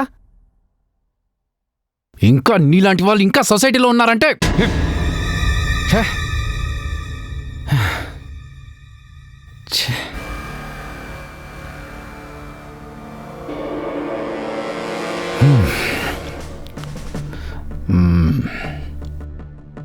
సంధ్య చనిపోయిన రోజు ఉదయం మీరు హైదరాబాద్ వచ్చారు. మళ్ళీ భాషను కలిశారు, మాట్లాడారు. ఎవరికి అనుమానం రాకుండా తిరిగి ఊరు వెళ్ళిపోయారు.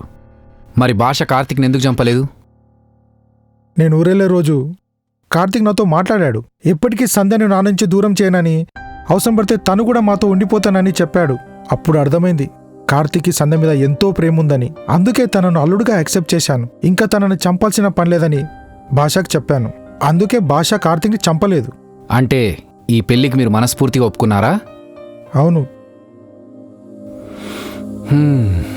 మీకు పర్సనల్గా శత్రువులు ఎవరైనా ఉన్నారా? ఎవరు లేరు. బ్యాంకులో కూడా నేను అందరితో ఫ్రీగా కలవను. నా పని నేను చేసుకొని ఇంటికి వచ్చేస్తాను. సరే, అయితే మీరు వెళ్ళొచ్చు.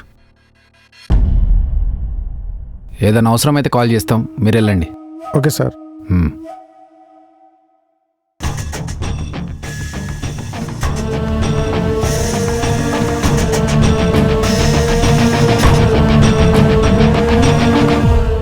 Hi sir, this is Karthik. రమ్మన్నారంట. కార్తిక్, హాయ్. కూర్చో, నువ్వు కూర్చో. కార్తిక్, సంధ్యది ఆత్మహత్య కాదు హత్య అని చెప్పేసి వాళ్ళ అమ్మ నాన్న అంటున్నారు. నువ్వేమంటావు? నాకు తెలిసి సంధ్యని చంపే అవసరం ఎవరికీ లేదు సార్. నాకు అర్థం కాని విషయం ఏంటంటే సంధ్య ఎలా చనిపోయిందని. సంధ్య నీకు ఎప్పటి నుంచి పరిచయం? 3 years నుంచి పరిచయం సార్.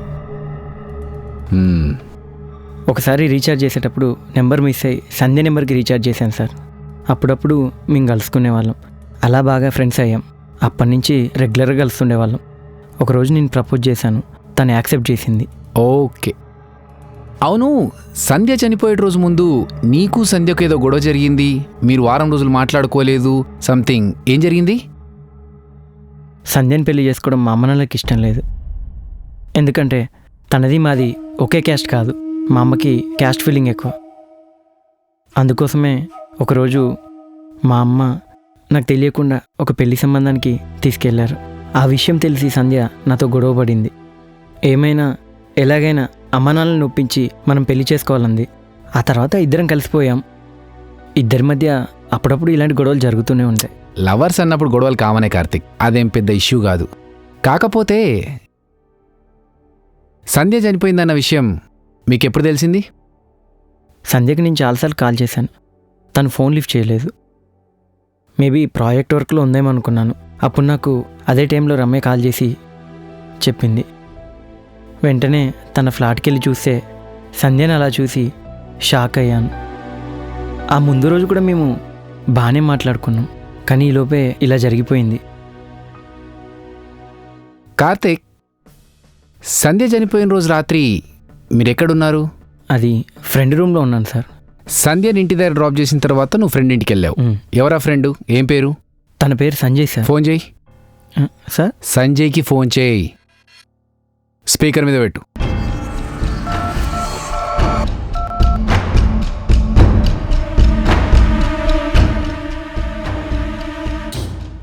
సంజయ్. చెప్పరా కార్తిక్? కార్తిక్ కాదు, Shiva, special officer, crime branch. Sir చెప్పండి సార్. జనవరి 4వ తారీఖు నువ్వు ఎక్కడున్నావు? ఆ రోజు నేను ఇంట్లోనే ఉన్నాను సార్. కార్తిక్ ఎక్కడున్నాడు ఆ రోజు ఏమైనా ఐడియా ఉందా? ఆ రోజు రాత్రి లేట్ అయిందని నా రూమ్లోనే పడుకున్నాడు sir. Are you sure? Sure sir. సరే, ఏదైనా అవసరం ఉంటే మళ్ళీ ఫోన్ చేస్తాను. అలాగే సార్. ఓకే సార్, మీరు నన్ను అనుమానిస్తున్నారు. తప్పదు కార్తిక్, మా పోలీస్ డిపార్ట్మెంట్లో మా నీడని మేమే అనుమానించాల్సి వస్తుంది. ఒక్కొక్కసారి ఒక్కొక్క ఇన్వెస్టిగేషన్లో సాక్షులు అనుకున్న వాళ్ళు హంతకులు అవుతారు, హంతకులు అనుకున్న వాళ్ళు సాక్షులు అవుతారు. It's quite common. Okay sir, no problem. కానీ ఒక విషయం సార్, సంధ్యని చంపిన వాడు దొరికితే తప్పకుండా చెప్పండి సార్. ష్యూర్. సంధ్య చనిపోయిందనే విషయంలో నాకు బాధగానే ఉంది. నీకెవరి మీద అనుమానం ఉందా? అనుమానం అంటే సార్, ఒకసారి సంధ్య వాళ్ళ బావ రాహుల్ని పరిచయం చేసింది. నేను సంధ్యతో క్లోజ్గా ఉండడం రాహుల్ చూసి చాలా డిస్టర్బ్గా ఫీల్ అయ్యాడు. అక్కడి నుంచి వెళ్ళిపోయాడు. మేబీ రాహుల్ మీదే నా అనుమానం sir. Okay, I will find out. You can go. Okay sir, thank you sir.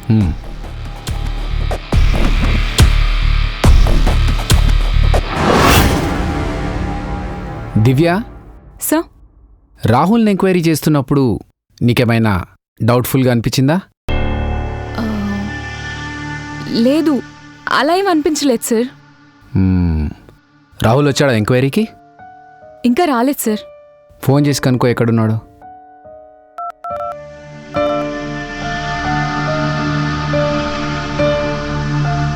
Rahul ఎక్కడున్నారు?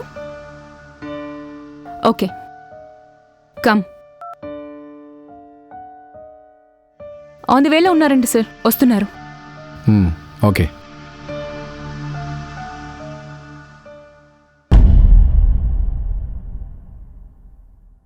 బ్లడీ బాస్, ఏమైంది సార్? ఈ మెసేజ్ చదువు. Officer, you are too intelligent. సంధ్యది ఆత్మహత్య కాదు, హత్య అని కనిపెట్టావు. గుడ్, బట్ నువ్వు నన్ను మాత్రం ఎప్పటికీ పట్టుకోలేవు. All the best my dear officer. వాడికెంత ధైర్యం ఉంటే నాకే మెసేజ్ పంపిస్తాడు? ఆ మెసేజ్ ఏ నంబర్ నుంచి వచ్చిందో చూడు. సో నా నంబర్ నుంచి, నా ఫోన్ హ్యాక్ చేసి నా నంబర్ నుంచి నాకే మెసేజ్ పంపిస్తాడా? He's too smart. నా ఫోన్ నంబర్ కనుక్కున్నాడు. ఇది ఆత్మహత్య కాదు, హత్య అని ఇన్వెస్టిగేషన్ చేసి హాఫ్ అన్ అవర్ కూడా కాలేదు, అప్పుడే ఈ విషయం గురించి హంతకుడు తెలుసుకున్నాడు. అంటే ఇక్కడ జరిగే ప్రతి విషయం వాడికి తెలుస్తుంది. హంతకుడికి సంబంధించిన వాడెవడో ఇక్కడ ఖచ్చితంగా ఉన్నాడు.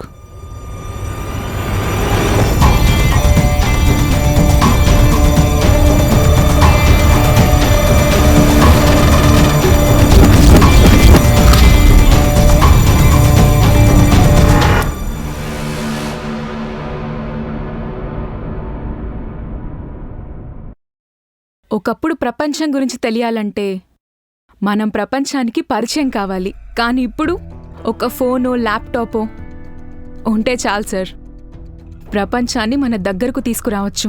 అతను బెస్ట్ హ్యాకర్. మీ ఫోన్ని హ్యాక్ చేయడం పెద్ద విషయమేమీ కాదు. అలాగే మన సీసీ కెమెరా ఫుటేజ్ని కూడా హ్యాక్ చేసి ఉండొచ్చు. పోలీసుల్ని అనుమానించడం కరెక్ట్ కాదు సార్.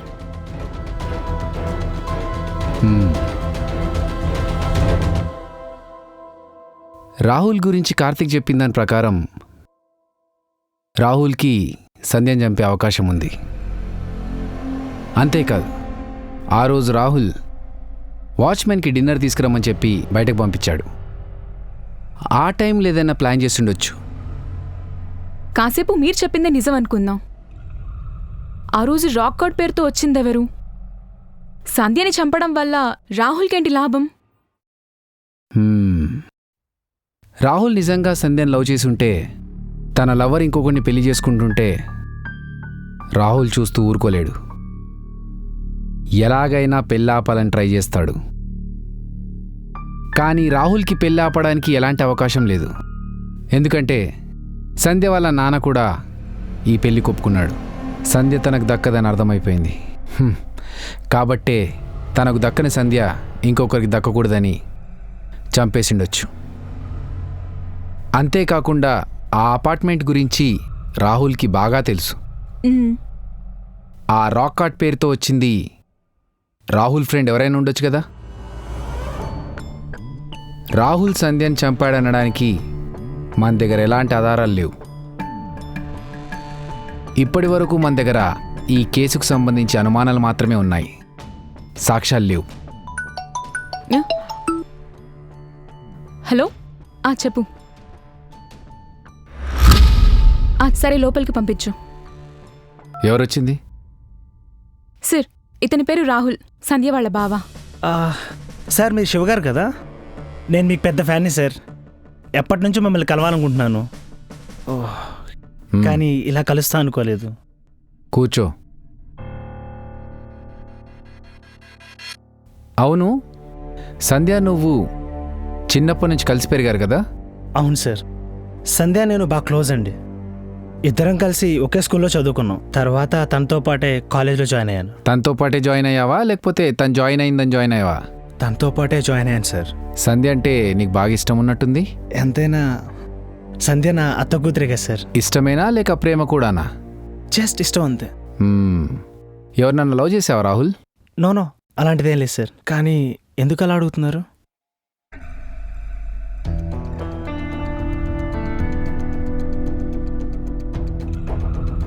నీ ఫేస్బుక్ అకౌంట్ అన్ని love failure quotes, love failure songs.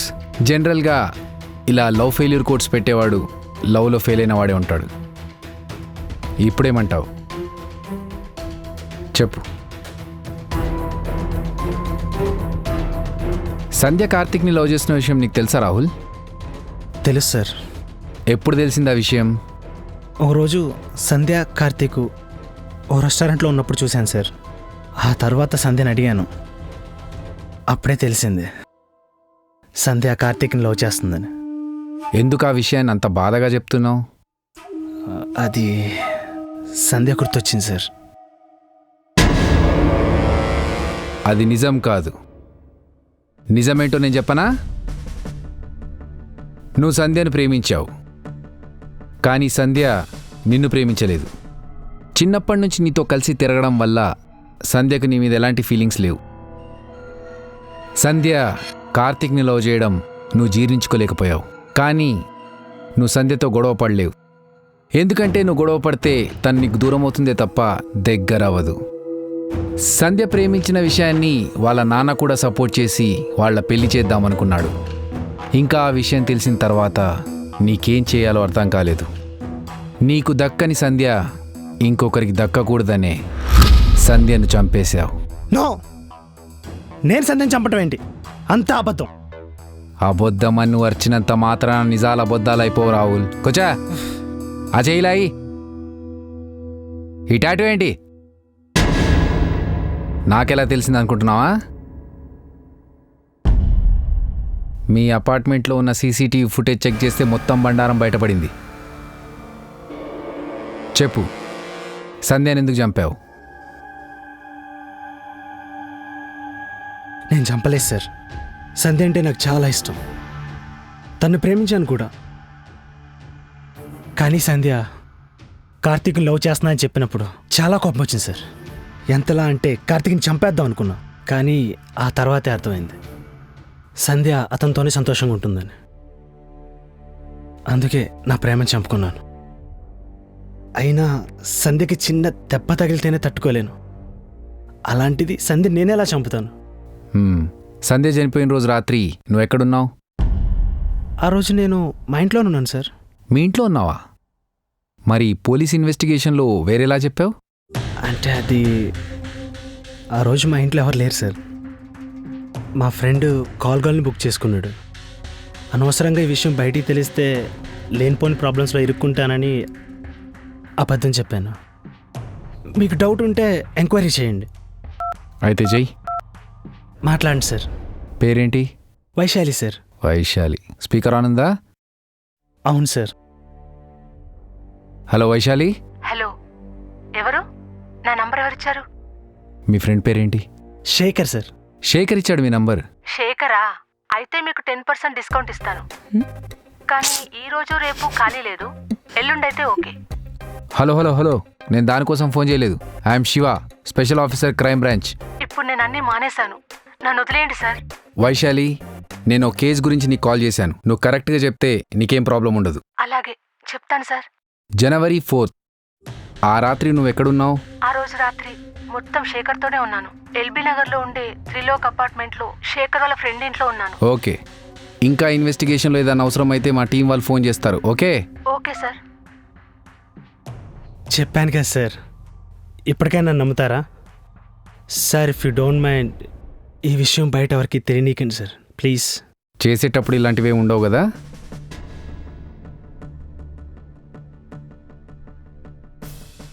సంధ్య హత్య విషయంలో నీకెవరి మీద అనుమానం ఉందా?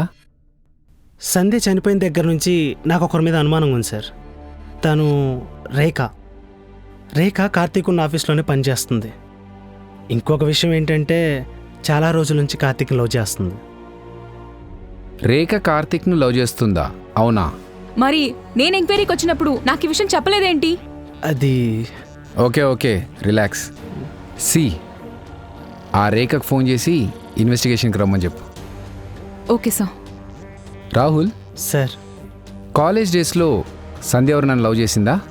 చచా, అలాంటిదేం లేదు సార్. తన కాన్సన్ట్రేషన్ అంతా ఎప్పుడు చదువు మీదే ఉండేది. ఎలాగైనా జాబ్ కొట్టాలని 24 అవర్స్ చదువుతూనే ఉండేది. ఓకే, మీరు వెళ్ళొచ్చు. ఏదైనా అవసరం ఉంటే పిలుస్తాను.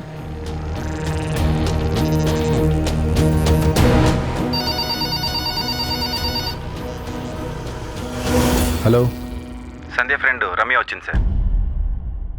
లోపలికి పంపియు. Okay sir. సరే సార్, ఇక నేను వెళ్తాను.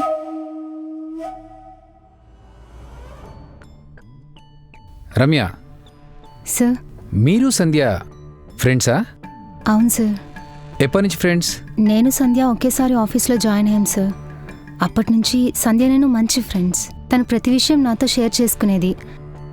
అందరితో చాలా ఫ్రెండ్లీగా ఉండేది సార్. తను చనిపోయే ముందు రోజు కూడా నేను తనతో మాట్లాడాను. కానీ ఇంతలో ఆత్మహత్య చేసుకుంటుందని నేను అనుకోలేదు. సంధ్యది ఆత్మహత్య కాదు, హత్య, తెలుసా? వాట్? సంధ్యను చంపేశారా? ఎవరు సార్? అదే మాకు అర్థం కావడం లేదు. సంధ్యకి ఆఫీస్లో రాని శత్రువులు ఉన్నారా రమ్య? లేదు సార్, సంధ్యకి ఎవరు శత్రువులు లేరు. కానీ ఒకరోజు సంధ్య మా మేనేజర్తో గొడవ పడుతుంటే నేను చూశాను సార్. సంధ్యని అడగలేదా ఎందుకు గొడవ పడుతున్నారు ఏంటి అని? అడిగాను సార్, కానీ తను నాకేం చెప్పలేదు. సంధ్య ఎప్పుడు తన ప్రాబ్లమ్స్ ఎవరితోనూ షేర్ చేసుకోదు. మేనేజర్ ఎవరు? పేరేంటి? జోసెఫ్. జోసెఫ్ ఎన్ని రోజుల నుంచి పనిచేస్తున్నాడు అక్కడ? జోసెఫ్ సార్ మా ఆఫీస్లో ఒక 3 months నుంచి వర్క్ చేస్తున్నారు సార్. ఓకే, జోసెఫ్ ఆఫీస్ స్టాఫ్తో ఎలా ఉంటాడు? అందరితోనూ బాగానే ఉంటారు సార్, కానీ సంధ్యతోనే ఎక్కువసేపు టైం స్పెండ్ చేసేవారు. యాక్చువల్లీ సంధ్య ఈ ప్రాజెక్టులో లేదు, కానీ జోసెఫ్ సారే కావాలని సంధ్యని ఈ ప్రాజెక్టులోకి తీసుకొచ్చారు. సంధ్య చనిపోయిన రోజు సంధ్య చనిపోయిన రోజు మాట్లాడండి, మనం తర్వాత మాట్లాడుకుందాం. కానీ నేను స్టేషన్లో ఉన్నాను, తర్వాత కాల్ చేస్తాను. Sorry sir. సైలెంట్లో పెట్టండి. చెప్పండి.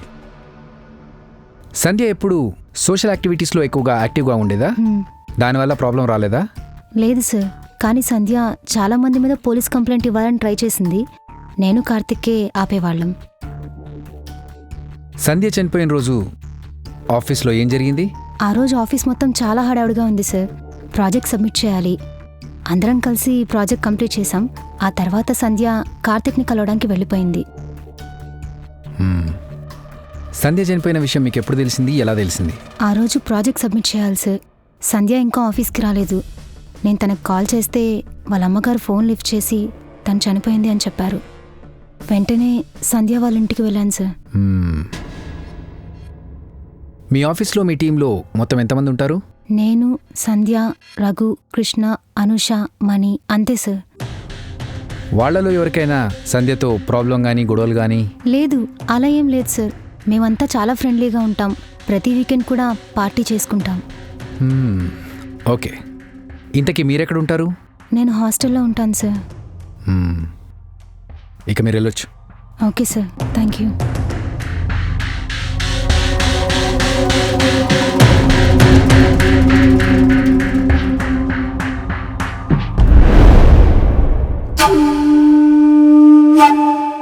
దివ్య, సో ఇప్పటి వరకు మనం ఈ కేసులో వాచ్మెన్, సంధ్య వాళ్ళ అమ్మా నాన్న, వాళ్ళ బావ రాహుల్, లవర్ కార్తిక్ని ఇన్వెస్టిగేషన్ చేశాం.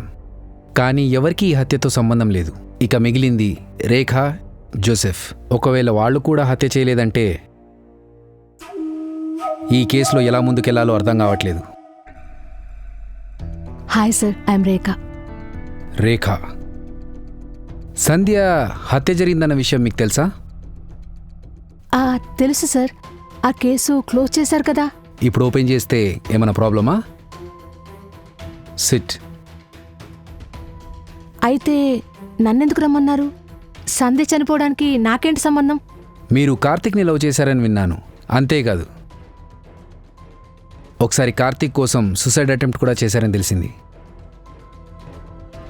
కార్తిక్ని అంత సిన్సియర్గా లవ్ చేసినప్పుడు what do you mean? I mean మీరు కార్తిక్ కలిసి వర్క్ చేస్తున్నారు. అంతేకాదు, కార్తిక్ మీకు మంచి ఫ్రెండ్ కూడా. ఒకవేళ కార్తిక్ సంధ్యని లవ్ చేసి ఉండకపోతే ఖచ్చితంగా మిమ్మల్ని ప్రేమించేవాడు, మిమ్మల్ని పెళ్లి చేసుకునేవాడు కదా?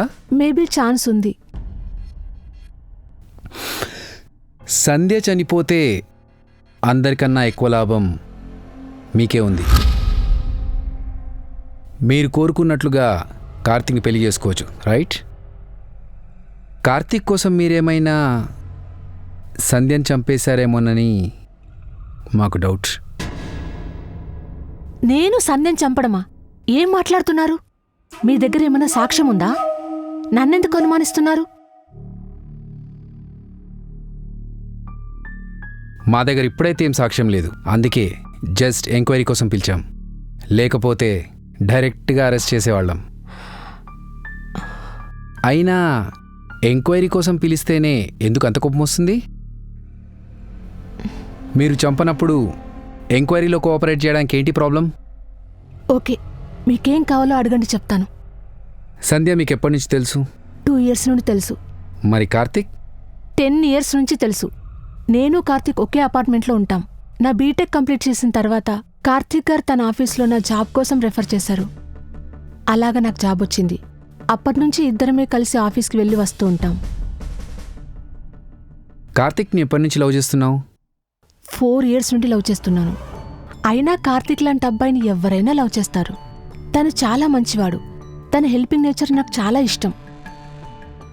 మంచి జాబ్, మంచి ఫ్యామిలీ. సో అందుకే నేను లవ్ చేశాను.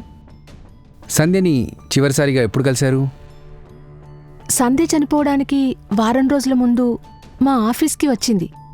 కార్తీక్ మీటింగ్లో ఉండడం వల్ల నేనే తనకి కార్తీక్ వచ్చేంత వరకు కంపెనీ ఇచ్చాను. సంధ్య చనిపోయిన రోజు రాత్రి అంటే January 4th మీరెక్కడున్నారు? ఆ రోజు నేను మా ఇంట్లోనే ఉన్నాను. సంధ్య చనిపోవడానికి 3 days ముందు నుంచి నాకు ఫుల్ ఫీవర్. బెడ్ పై నుంచి కిందికి కూడా దిగలేదు. మా అమ్మ నాన్న కూడా నాతోనే ఉన్నారు. కావాలంటే మీరు డాక్టర్ ప్రిస్క్రిప్షన్ కూడా చూడొచ్చు. ఇదిగో ప్రిస్క్రిప్షన్ చూడొచ్చు. బాగా ప్రిపేర్డ్గా వచ్చినట్టున్నారే. అదేం లేదు, బ్యాగ్లో ఉంది, మీకు చూపించానంతే. ఇక మీ డౌట్స్ అన్ని క్లియర్ అయితే నేను ఇక వెళ్ళొచ్చా? తప్పకుండా వెళ్ళొచ్చు. ఇంత పర్ఫెక్ట్గా సాక్ష్యాలు చూపించిన తర్వాత కూడా మిమ్మల్ని ఆపడానికి మేమెవరం? మీరు వెళ్ళొచ్చు.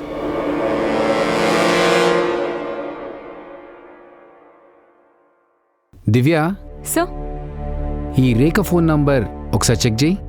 Okay sir. 2, 3, 4 తారీఖుల్లో ఎక్కడెక్కడ తిరిగిందో అన్నీ చెక్ చేయి. రేఖ చెప్పింది నిజమో కాదో ఒక కన్ఫర్మేషన్ వస్తుంది.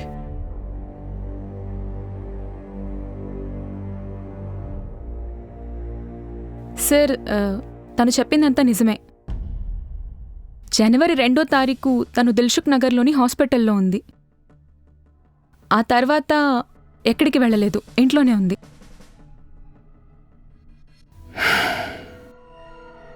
అయితే రేఖ కూడా కాదన్నమాట. రేఖ కాదని కరెక్ట్గా చెప్పలేం కదా సార్. ఎందుకంటే తనెవరికన్నా డబ్బులు ఇచ్చి చంపించుండొచ్చు కదా. పాసిబుల్. అయితే ఒక పని చెయ్యి, తన కాల్ రికార్డ్స్ అన్నీ చెక్ చేయి. ఎవరెవరితో మాట్లాడింది ఏంటి మొత్తం చెక్ చేయి. Okay sir.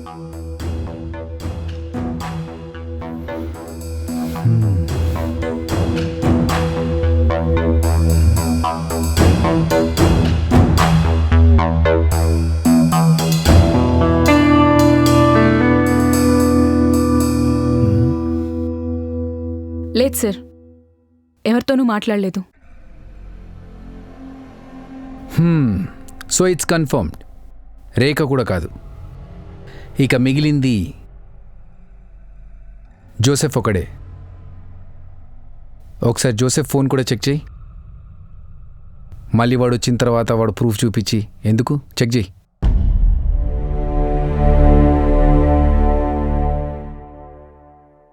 సార్, ఇదొకసారి చూడండి. సంధ్య చనిపోయిన రోజు రాత్రి జోసెఫ్ సంధ్య వాళ్ళ అపార్ట్మెంట్ దగ్గరలోనే ఉన్నాడు. హా? అంటే జోసెఫ్ ఆ రోజు అక్కడే ఉన్నాడన్నమాట.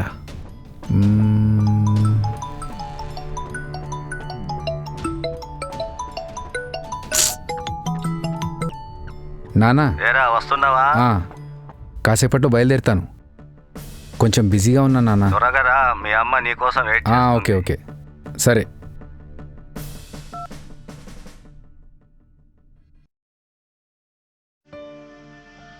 సంధ్య కేసు గురించి. సంధ్య చనిపోవడం నాకు చాలా బాధగా ఉంది సార్. చాలా మంచి అమ్మాయి, హైలీ టాలెంటెడ్ పర్సన్. మీరు ఆఫీస్లో ఎప్పుడు జాయిన్ అయ్యారు? ఒక 3 months అవుతుంది. జాయిన్ అయిన తర్వాత ఎన్ని రోజులకు మీకు ప్రాజెక్ట్ వచ్చింది? 2 days తర్వాత సార్. 2 days. సంధ్యని ప్రాజెక్ట్లోకి మీరు ఎప్పుడు తీసుకున్నారు? ప్రాజెక్ట్ స్టార్ట్ అయిన 2 days తర్వాత అనుకుంటా. సంధ్య కన్నా సీనియర్లు, అంతకన్నా టాలెంటెడ్, సంధ్య కన్నా ప్రొఫెషనల్స్ చాలామంది ఆఫీస్లో ఉన్నారు కదా, మరి సంధ్యను మాత్రమే ఈ ప్రాజెక్ట్లోకి తీసుకోవడానికి రీజన్ ఏంటి? సార్ ఏం మాట్లాడుతున్నారు? సంధ్య అంటే ఈ ప్రాజెక్ట్ పర్ఫెక్ట్ అనిపించింది, అందుకనే తీసుకున్నాను. అయినా ఈ ప్రాజెక్ట్కి ఈ కేసుకి సంబంధం ఏంటి సార్? సంబంధం ఉంది జోసెఫ్. ఎందుకంటే చనిపోయిన సంధ్యని నువ్వు పర్సనల్ ఇంట్రెస్ట్ మీద ప్రాజెక్ట్లోకి తీసుకున్నావు, ప్రొఫెషనల్ ఇంట్రెస్ట్ మీద కాదు. సార్ పర్సనల్ ఇంట్రెస్ట్ మీద నేనేం తీసుకోలేదు సార్. సంధ్య ఈ ప్రాజెక్ట్కి సూట్ అవుతుంది కాబట్టి సంధ్యని తీసుకున్నాను. No personal interest. Is it? ఒకసారి ఫోన్ తీసి. నా ఫోనా? నా ఫోన్ చెప్పినట్టు చేయి మిస్టర్ జోసెఫ్. లాక్ ఓపెన్ చేసి ఇవ్వు.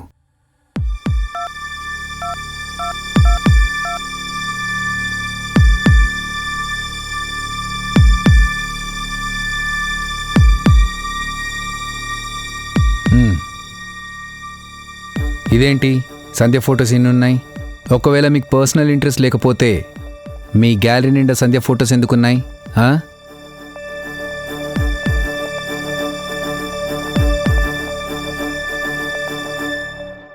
సార్ అవన్నీ నార్మల్గా తీసుకున్న పిక్స్ సార్. అవి నార్మల్గా తీసుకున్న పిక్సా? అచ్చా, నువ్వు చెప్తే నేను నమ్మేయాలి. నేను చెప్పనా నీ మొబైల్లో సంధ్య ఫొటోస్ ఎందుకున్నాయో? ఎందుకంటే నీకు సంధ్య అంటే ఇష్టం కాబట్టి. అయినా సిగ్గులేదా? పెళ్ళై 2 పిల్లలున్నారు, అలాంటిది ఒక పెళ్లిగాని అమ్మాయిని ఇలా ఫ్లర్ట్ చేసి మోసం చేశారని తను కంప్లైంట్ ఇస్తే మీ ఇంట్లో పరిస్థితి ఏంటి? మీ అమ్మ నాన్న తలెత్తుకుని తిరగలరా? నీ భార్య పిల్లల సంగతి ఏంటి? చదువు ఉంటే కాదు, సంస్కారం కూడా ఉండాలి. ఇలాంటి వాళ్ళని కేసు రాసి లోపలేయాలి.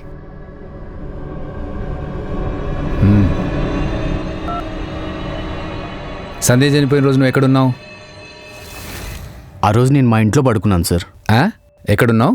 నిజంగానే మా ఇంట్లో పడుకున్నాను సార్. ఓహో, అంటే నువ్వు ఆ రోజు ఇంట్లో పడుకుని ఉంటే నీ ఫోన్ మాత్రం ఎల్బీ నగర్ పంపించావా? సార్ ఎల్బీ నగర్లో నేను లేను సార్. ఒకవేళ ఎల్బీ నగర్లో ఉన్నా సంధ్యని చంపాల్సిన అవసరం నాకేంటి సార్? ఒకవేళ సంధ్య నేను చంపానని ప్రూఫ్ మీ దగ్గర ఉంటే ఇప్పుడే నన్ను అరెస్ట్ చేసుకోండి. I don't care.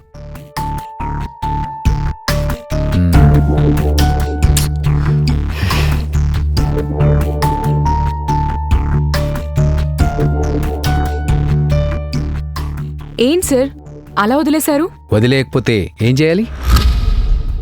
మన దగ్గర జోసెఫ్ సంధ్యను చంపాడని చెప్పడానికి ఎలాంటి సాక్ష్యాధారాలు లేవు, ఓన్లీ అనుమానం తప్ప.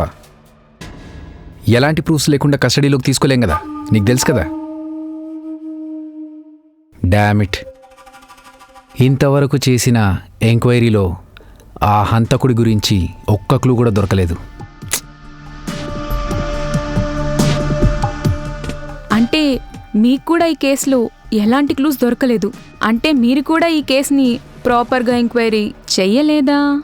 మీరు కూడా ఈ కేసుని క్లోజ్ చేయాలేమో నాలాగా. అందుకే ఎవరినన్నా కామెంట్ చేసే ముందు ప్రాపర్గా చెక్ చేసుకోవాలి. సరే సార్, నేను ఇంక వెళ్తాను.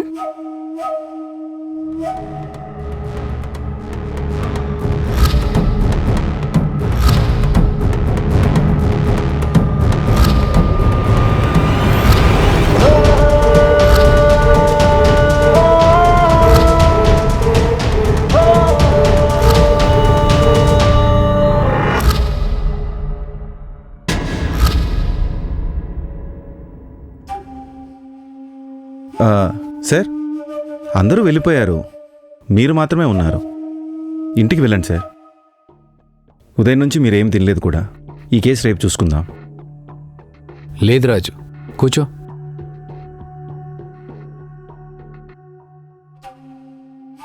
ఈ కేసు చాలా ఇబ్బంది పెడుతుందయ్యా. జనరల్గా ఎవరు నన్ను చంపాలనుకుంటే 4 కారణాలుంటాయి. నంబర్ 1, డబ్బు. సంధ్యను చంపితే ఎవరికి ఎలాంటి డబ్బులు రావు. అంతేకాదు, సంధ్య వాళ్ళది మిడిల్ క్లాస్ ఫ్యామిలీ, ఆస్తులు కూడా ఏమీ లేవు. సంధ్య చనిపోయిన తర్వాత తన ఇన్సూరెన్స్ డబ్బులు కూడా నామినీగా ఉన్న వాళ్ళ అమ్మకే వస్తాయి. సో డబ్బుల కోసం చంపే అవకాశం లేదు. రీజన్ నంబర్ 2, సంధ్య లవ్ చేసింది కార్తిక్ని మాత్రమే. కార్తిక్తో తన పెళ్లి కూడా ఫిక్స్ అయింది. సంధ్య కాలేజ్ లైఫ్లో కూడా ఎవరు ప్రపోజ్ చేయలేదు. ఒక జోసెఫ్ మాత్రమే సంధ్య వెంట పడేవాడు. అవును సార్, నాకు కూడా ఆ జోసెఫ్ మీదే అనుమానంగా ఉంది. ఎందుకంటే కార్తీక్ని పెళ్లి చేసుకోబోతుందని సంధ్యని చంపి ఉండొచ్చు. కోపంతో హత్య చేసేవాడు అంత పక్కాగా ప్లాన్ చేయడు. కానీ ఈ కేసులో జోసెఫ్ తప్ప మిగతా వాళ్ళెవరు చంపే అవకాశం లేదు. అంతేకాకుండా ఆ రోజు జోసెఫ్ ఫోన్ కూడా సంధ్య వాళ్ళ అపార్ట్మెంట్ దగ్గరలోనే లొకేషన్ చూపించింది. అగ్రీడ్. కానీ కేవలం ఆ ఒక్క ఆధారంతోనే జోసెఫ్ ఆ హత్య చేశాడని మనం చెప్పలేం కదా రాజు. Reason number 3, witness. ఒకవేళ సంధ్య ఏదైనా క్రైమ్ చూసుంటే ఆ క్రైమ్కి విట్నెస్ ఇస్తారని చెప్పే భయంతో ఎవరైనా చంపే అవకాశం ఉంది. కానీ తను చనిపోయే ముందు కూడా చాలా హ్యాపీగా ఉంది. ఫేస్బుక్లో ఫోటో కూడా అప్లోడ్ చేసింది. So I don't see any reason ఆ విట్నెస్ అనేది ఇక్కడ నాట్ వ్యాలిడ్. ఇక మిగిలింది reason number 4, revenge. I strongly feel సంధ్యనెవరో పగ తీర్చుకోవడానికే చంపేసి ఉంటారని. కానీ ఇక్కడ ట్విస్ట్ ఏంటంటే వాళ్ళ ఫ్యామిలీకి ఎవరూ శత్రువులు లేరు. ఇప్పటి వరకు సంధ్య వాళ్ళ ఫ్యామిలీకి ఎవరితో గొడవలు కూడా లేవు. ఇంతగా సంధ్య వాళ్ళ ఫ్యామిలీ మీద కోపం ఎవరికుందంటావు? మీరు చెప్పిన దాని ప్రకారం సంధ్యని వీళ్ళలో ఎవరో ఒకరు చంపి ఉండాలి. కానీ హంతకుడు ఎవరో మనకు తెలియదు. మరి హంతకుని ఎలా పట్టుకుంటారు సార్?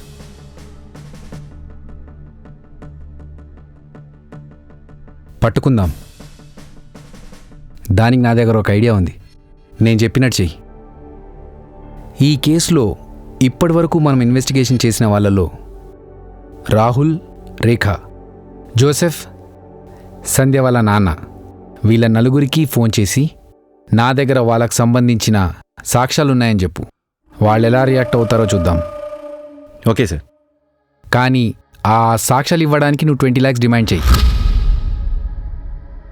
వీళ్ళలో ఎవరు రియాక్ట్ అవుతారో మనకప్పుడు తెలుస్తుంది.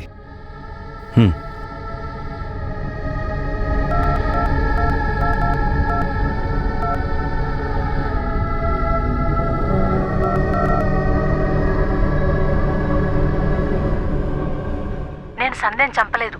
మీ దగ్గర ఎలాంటి సాక్ష్యాలున్నా నాకు భయం లేదు. సంధ్య చనిపోయిన రోజు నేను అసలు సంధ్యను కలవలేదు. అలాంటప్పుడు నాకు వ్యతిరేకంగా సాక్ష్యాలు ఎలా దొరుకుతాయి? మీకు ఎలాంటి సాక్ష్యాలు దొరకలేదు. మీరు అబద్ధం చెప్తున్నారు. మీరు నమ్మకపోతే నాకు ఎలాంటి నష్టం లేదు. ఈ సాక్ష్యాలన్నీ మా సార్కి ఇచ్చేస్తాను. వద్దొద్దు, నేను ఒకసారి మిమ్మల్ని కలుస్తాను. ఎక్కడ కలవాలో చెప్పండి. నైట్ 8 o'clockకి రెడ్ చిల్లీ దగ్గర కలుద్దాం. ఓకే, తప్పకుండా. కానీ అప్పటి వరకు దీని గురించి మీ సార్కి ఏం చెప్పకండి. ఓకే.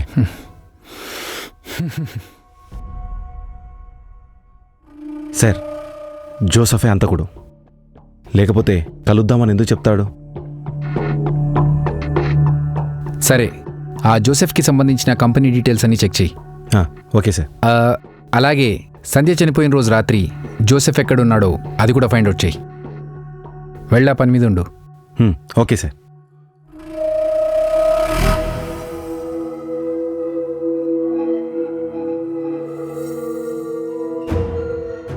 సంధ్యని జోసెఫ్ చంపి ఉంటే జోసెఫ్కి హెల్ప్ చేసిన ఆ రెండో వ్యక్తి ఎవరు? వాడు దొరికితే తప్ప ఈ కేసు సాల్వ్ అవ్వదు. ఆఫీస్లో వాళ్ళు ఎవరైనా జోసెఫ్కి హెల్ప్ చేసి ఉండొచ్చా? అసలు సంధ్యని చంపాల్సిన అవసరం ఏముంది? ఈ ఫొటోస్ చూస్తుంటే సంధ్యని చంపిన వాడెవడో ఖచ్చితంగా సంధ్యకు తెలిసిన వాడే అయ్యి ఉండాలి. ఎందుకంటే ఇంట్లో ఏ వస్తువులకు కూడా ఎలాంటి డ్యామేజ్ జరగలేదు. హంతకుడు సంధ్యని చంపాలనుకున్నప్పుడు సంధ్య తనను తాను కాపాడుకోవడానికి ఎందుకు ట్రై చేయలేదు? జోసెఫ్ ఫోన్ మాత్రం అపార్ట్మెంట్ దగ్గరలో ఉంది, కానీ జోసెఫ్ మాత్రం ఇంట్లోనే ఉన్నానంటున్నాడు. ఆ రోజు రాత్రి జోసెఫ్ ఎక్కడున్నాడో తెలుసుకుంటే ఈ కేసు సాల్వ్ అయిపోతుంది.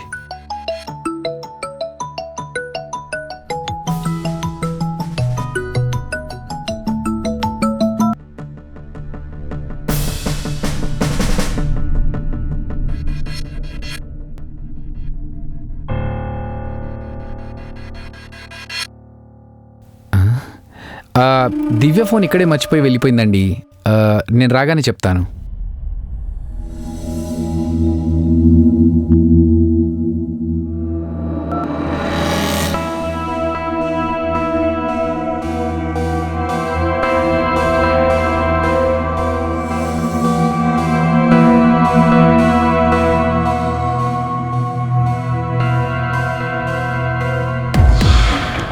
దివ్య, నేనే నేను పిలుద్దాం అనుకున్నాను, నువ్వే వచ్చేసావు. ఫోన్ ఇక్కడే మర్చిపోయాను సార్, అందుకే వచ్చాను. నీకు న్యూస్ చెప్పనా?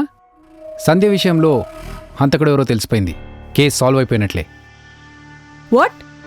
ఈ 10 minutesలో హంతకుడు ఎవరో తెలిసిపోయిందా? సంధ్యని ఎవరు చంపారు, ఎందుకు చంపారు? అన్ని డీటెయిల్స్ చెప్తాను. సంధ్య వాళ్ళ అమ్మ నాన్నని, వాళ్ళ బావని, కార్తిక్ని, ఇంకా అందరినీ పిలిచి. అలాగే సార్. ఆ హంతకుణ్ణి సాక్ష్యాధారాలతో అందరి ముందు నిలబెడతాను. Okay sir.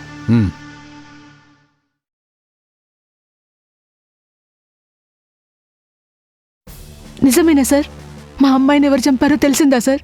చెప్పండి సార్, ఎవరు చంపారు? చెప్తానమ్మా. ఇప్పటి వరకు వెయిట్ చేశారు, ప్రశాంతంగా ఉండండి. ఇంకొక 10 నిమిషాల్లో హంతకుణ్ణి మీ ముందు నిలబెడతాను. ఇప్పటి వరకు నేను ఎన్నో కేసులు సాల్వ్ చేశాను, కానీ ఈ కేస్ చాలా కొత్తగా ఉంది. సంధ్యని చంపిన హంతకుడు చాలా తెలివైనవాడు. సంధ్యను చంపి ఆత్మహత్యగా క్రియేట్ చేశాడు. ఈ కేసులో మనకు ముఖ్యమైన ఆధారం సంధ్య సూసైడ్ నోట్. ఆ సూసైడ్ నోట్ వల్లే సంధ్యది ఆత్మహత్య కాదు, హత్య అని తెలిసింది. కానీ ఆ సూసైడ్ నోట్ని చూసి దివ్య ఈ కేసుని క్లోజ్ చేసింది. ట్విస్ట్ ఏంటంటే ఆ సూసైడ్ నోట్ సంధ్య రాయలేదు. సంధ్యని ఎవరు చంపారో తెలుసుకోవడానికి నేను చాలా ఇన్వెస్టిగేషన్ చేశాను, చాలామందిని ఎంక్వైరీ కూడా చేశాను, కానీ ఒక్క క్లూ కూడా దొరకలేదు. ఎలాంటి కేసులో అయినా సరే హంతకుడు ఎంత తెలివైన వాడైనా సరే ఎక్కడో చోట చిన్న తప్పు చేస్తాడు. కానీ ఈ హంతకుడు మాత్రం ఎలాంటి పొరపాటు చేయలేదు. ఇక ఈ కేసులో అన్ని దారులు మూసుకుపోయాయి అనుకున్న టైంలో నాకొక చిన్న క్లూ దొరికింది. అదే ఈ కేసులో హంతకుని పట్టుకునేలా చేసింది. బేసిక్గా సంధ్య చాలా మంచి అమ్మాయి, అందరికీ హెల్ప్ చేయాలనుకునే అమ్మాయి. అలాంటి అమ్మాయికి ఇలాంటి పరిస్థితి రావడం చాలా బాధాకరం. సంధ్యని ఎవరు చంపారో తెలిసి నేను షాక్ అయ్యాను. ఒక్క క్షణం ఇది నిజమా కాదా అని ఆలోచించాను. తర్వాత తెలిసిన విషయం హంతకుడెవరో తెలిసేలా చేసింది. సంధ్యని చంపిన వాళ్ళు ఇప్పుడిక్కడే ఉన్నారు. హంతకుడెవరో తెలిస్తే మీరు అస్సలు నమ్మరు.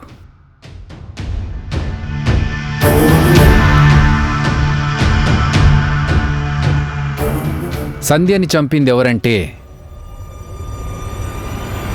దివ్య. ఏంటి సార్ మీరు మాట్లాడేది? మతుండే మాట్లాడుతున్నారా? నేను సంధ్యని హత్య చేశానా? ఈ కేసు సాల్వ్ చేసిందే నేను. అసలు సంధ్యని చంపాల్సిన అవసరం నాకేముంది? అసలు సంధ్య నేను ఒక్కసారి కూడా కలవలేదు. అలాంటప్పుడు నేను సంధ్యని ఎందుకు చంపుతాను? చెప్తాను, అన్నీ క్లియర్గా చెప్తాను. సంధ్యను చంపాల్సిన అవసరం నీకు తప్ప ఈ ప్రపంచంలో ఇంకెవ్వరికీ లేదు. యాక్చువల్గా నీకు ఈ విషయం చెప్పాల్సిన అవసరం లేదు. నీకు నువ్వు నిజం ఒప్పుకొని లొంగిపోతే నీకు శిక్ష తగ్గుతుంది. లేకపోతే నీకు తెలుసు కదా, ఆల్రెడీ డిపార్ట్మెంట్లో పనిచేస్తున్నావు. ఒప్పుకోవడానికి నీకు 2 నిమిషాలు టైం ఇస్తున్నా. అసలు నేను సంధ్యని చంపితేనే కదా ఆలోచించడానికి. ఇప్పుడు నాకంతా అర్థమైంది. నాలాంటి ఒక టాలెంటెడ్ ఆఫీసర్ మీకు పోటీగా ఉండకూడదనే నన్ను ఈ కేసులో ఇరికించాలని చూస్తున్నారు. అయినా నేను సంధ్యను చంపాను అనడానికి ఆధారాలు మీ దగ్గర ఉన్నాయా? ఉంటే చూపించండి, ఉరిశిక్షకైనా ఒప్పుకుంటాను. దివ్య, సారీ స్వప్న. నీ అసలు పేరు నాకెలా తెలిసిందని షాక్ అయ్యావా? ఈ దివ్యే మీ పెద్ద కూతురు స్వప్న. చిన్నప్పుడు మీ ఇంటి నుంచి పారిపోయిన ఆ స్వప్నే ఈ దివ్య. దివ్య ఇంటి నుంచి పారిపోయిన తర్వాత అమ్మ అనాథాశ్రమంలో చేరింది. అక్కడ ధనంజయ్ గారు తనని చేరదీసి బాగా చదివించారు. అక్కడే తను పెరిగి పెద్దదైంది. చిన్నప్పటి నుంచి ఈ స్వప్నకి సంధ్య అంటే కోపం. తన వల్లే ఇంటి నుంచి పారిపోవాల్సి వచ్చింది.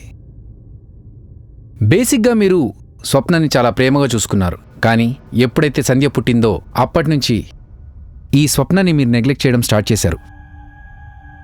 ప్రతి విషయంలో మీరు సంధ్యనే మెచ్చుకునేవారు. అది చూసిన స్వప్న అస్సలు భరించలేకపోయింది. ఒకరోజు స్వప్న ఇంట్లో దొంగతనం చేసింది. ఆ రోజు మీకు గుర్తుందో లేదో మీరు బాగా కొట్టారు. కానీ ఫ్యాక్ట్ ఏంటంటే ఆ రోజు దొంగతనం చేసింది స్వప్న కాదు, సంధ్య. తెలియకుండా మీరు అమ్మాయి మీద చేయి చేసుకునేసరికి స్వప్న ఇంట్లోంచి పారిపోయింది. తర్వాత తన పేరుని దివ్యగా మార్చుకుంది. సంధ్య మీద రోజురోజుకి కోపం, పగ పెంచుకుంటూ పోయింది.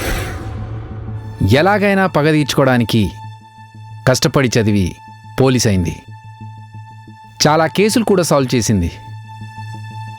అంతేకాదు, చాలా పేరు కూడా సంపాదించింది.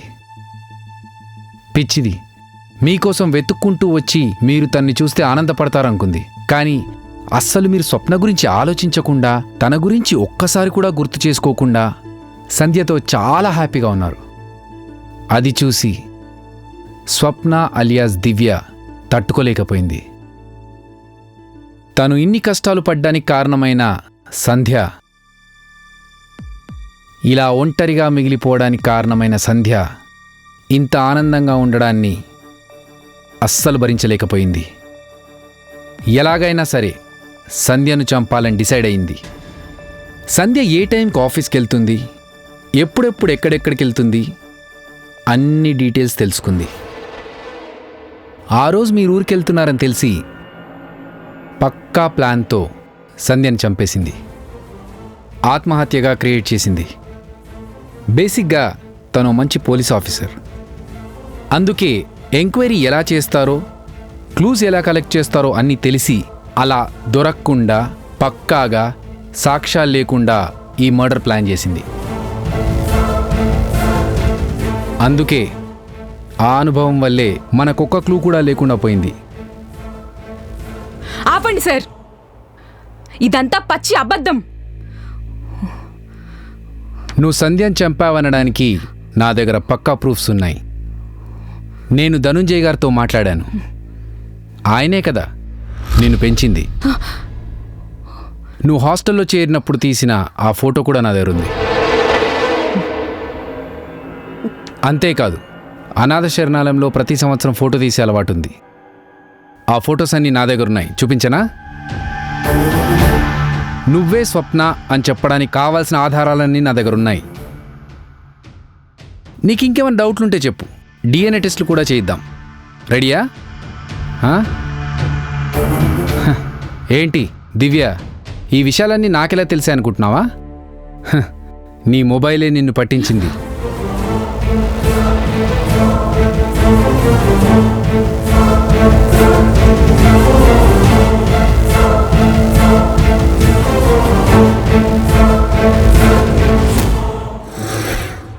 నీ మొబైల్లో నీ చిన్నప్పటి ఫోటో ఉంది. అదే సేమ్ ఫోటో సంధ్య ఫేస్బుక్లో ఉంది. నాకప్పుడే డౌట్ స్టార్ట్ అయింది. నీ గురించి ఎంక్వైరీ చేయడం స్టార్ట్ చేశాను. ఎక్కడ చదువుకుంది, ఎక్కడ పెరిగింది, అన్ని డీటెయిల్స్ తెలుసుకున్నాను. ధనుంజయ్ గారు నీ గురించి అంతా చెప్పారు.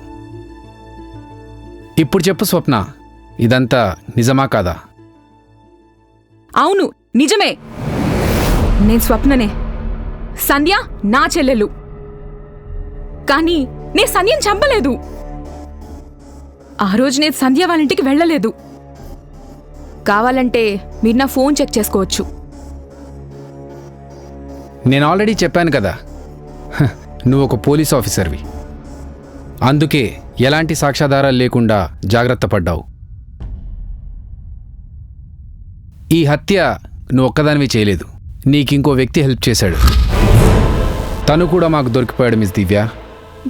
అన్ని విషయాలు చెప్పేశాడు. రాజు, శ్యామ్ని తీసుకురా. Okay sir.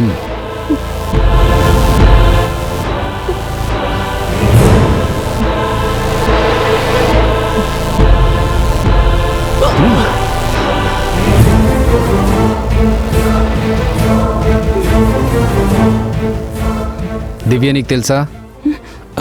తెలుసు సార్. ఎలా తెలుసు? దివ్య నేను కలిసి చదువుకున్నాం. అంతేకాదు, ఇద్దరం క్లోజ్ ఫ్రెండ్స్ సార్. ఆ రోజు అపార్ట్మెంట్లోకి రాక్ కార్ట్ పేరుతో వెళ్ళింది నువ్వే కదా? అవును సార్. ఆ రోజు అపార్ట్మెంట్కి వెళ్ళింది నేనే సార్. సీసీ కెమెరాలు ఎక్కడెక్కడ ఉన్నాయో తెలుసుకోవడానికి వెళ్ళాను సార్. అలాగే అపార్ట్మెంట్ లోపలికి వెళ్ళడానికి ఇంకో రూట్ ఏమైనా ఉందేమో చూడడానికి వెళ్ళాను సార్. సీసీటీవీ హ్యాక్ చేసింది కూడా నువ్వే కదా? సార్ అది ఎరా చెప్తావా లేకుంటే నా స్టైల్ ఇన్వెస్టిగేట్ చేయమంటావా? సార్ చెప్తాను సార్. సీసీటీవీ ఫుటేజ్ మార్చింది నేనే సార్. ఎవరి కోసం చేసావు? దివ్య కోసమే సార్. ఈ కేసు నా స్టేషన్ పరిధిలోకే వస్తుంది, నీకు ఎలాంటి ప్రాబ్లం రాదంటేనే ఈ పని చేశాను సార్. వీడు నా ఫ్రెండే కానీ హ్యాక్ చేయమని నేను చెప్పలేదు. నిజం చెప్పరా, ఎవరి కోసం ఈ పని చేశావు? దివ్య, రిలాక్స్ రిలాక్స్. నువ్వే తనతో సీసీటీవీ హ్యాక్ చేయించావు. తర్వాత గోడ దూకి లోపలికి వెళ్ళావు. సంధ్యను చంపి అక్కడి నుంచి వెళ్ళిపోయావు. నేను గోడ దూకి వెళ్ళలేదు. నువ్వు గోడ దూకెళ్ళావు. నేను గోడ దూకలేదు. గోడ దూకెళ్ళావు. నేను గోడ దూకి వెళ్ళలేదు. మరెలా వెళ్ళావు? కరెంట్ ఆఫ్ కాగానే డైరెక్ట్ గా వెళ్ళిపోయాను. That's it, case solved. సంధ్యని చంపింది ఎవరో ఇప్పుడు క్లియర్గా అందరికీ అర్థమైంది కదా? అసలు సంధ్యను ఎందుకు చంపావు దివ్య? తనకేం ద్రోహం చేసింది? అవును, సంధ్యని నేనే చంపాను. చిన్నప్పటి నుంచి మా అమ్మ నాన్నకి నేనంటే చాలా ఇష్టం. కానీ నన్ను ఒక్క మాట కూడా అనేవారు కాదు. కానీ సంధ్య పుట్టిన దగ్గర నుంచి అన్నీ మారిపోయాయి. నన్ను అసలు పట్టించుకునేవారే కాదు. నేను చాలా బాధపడేదాన్ని. ప్రతి విషయంలోనూ సంధ్యనే మెచ్చుకునేవాళ్ళు.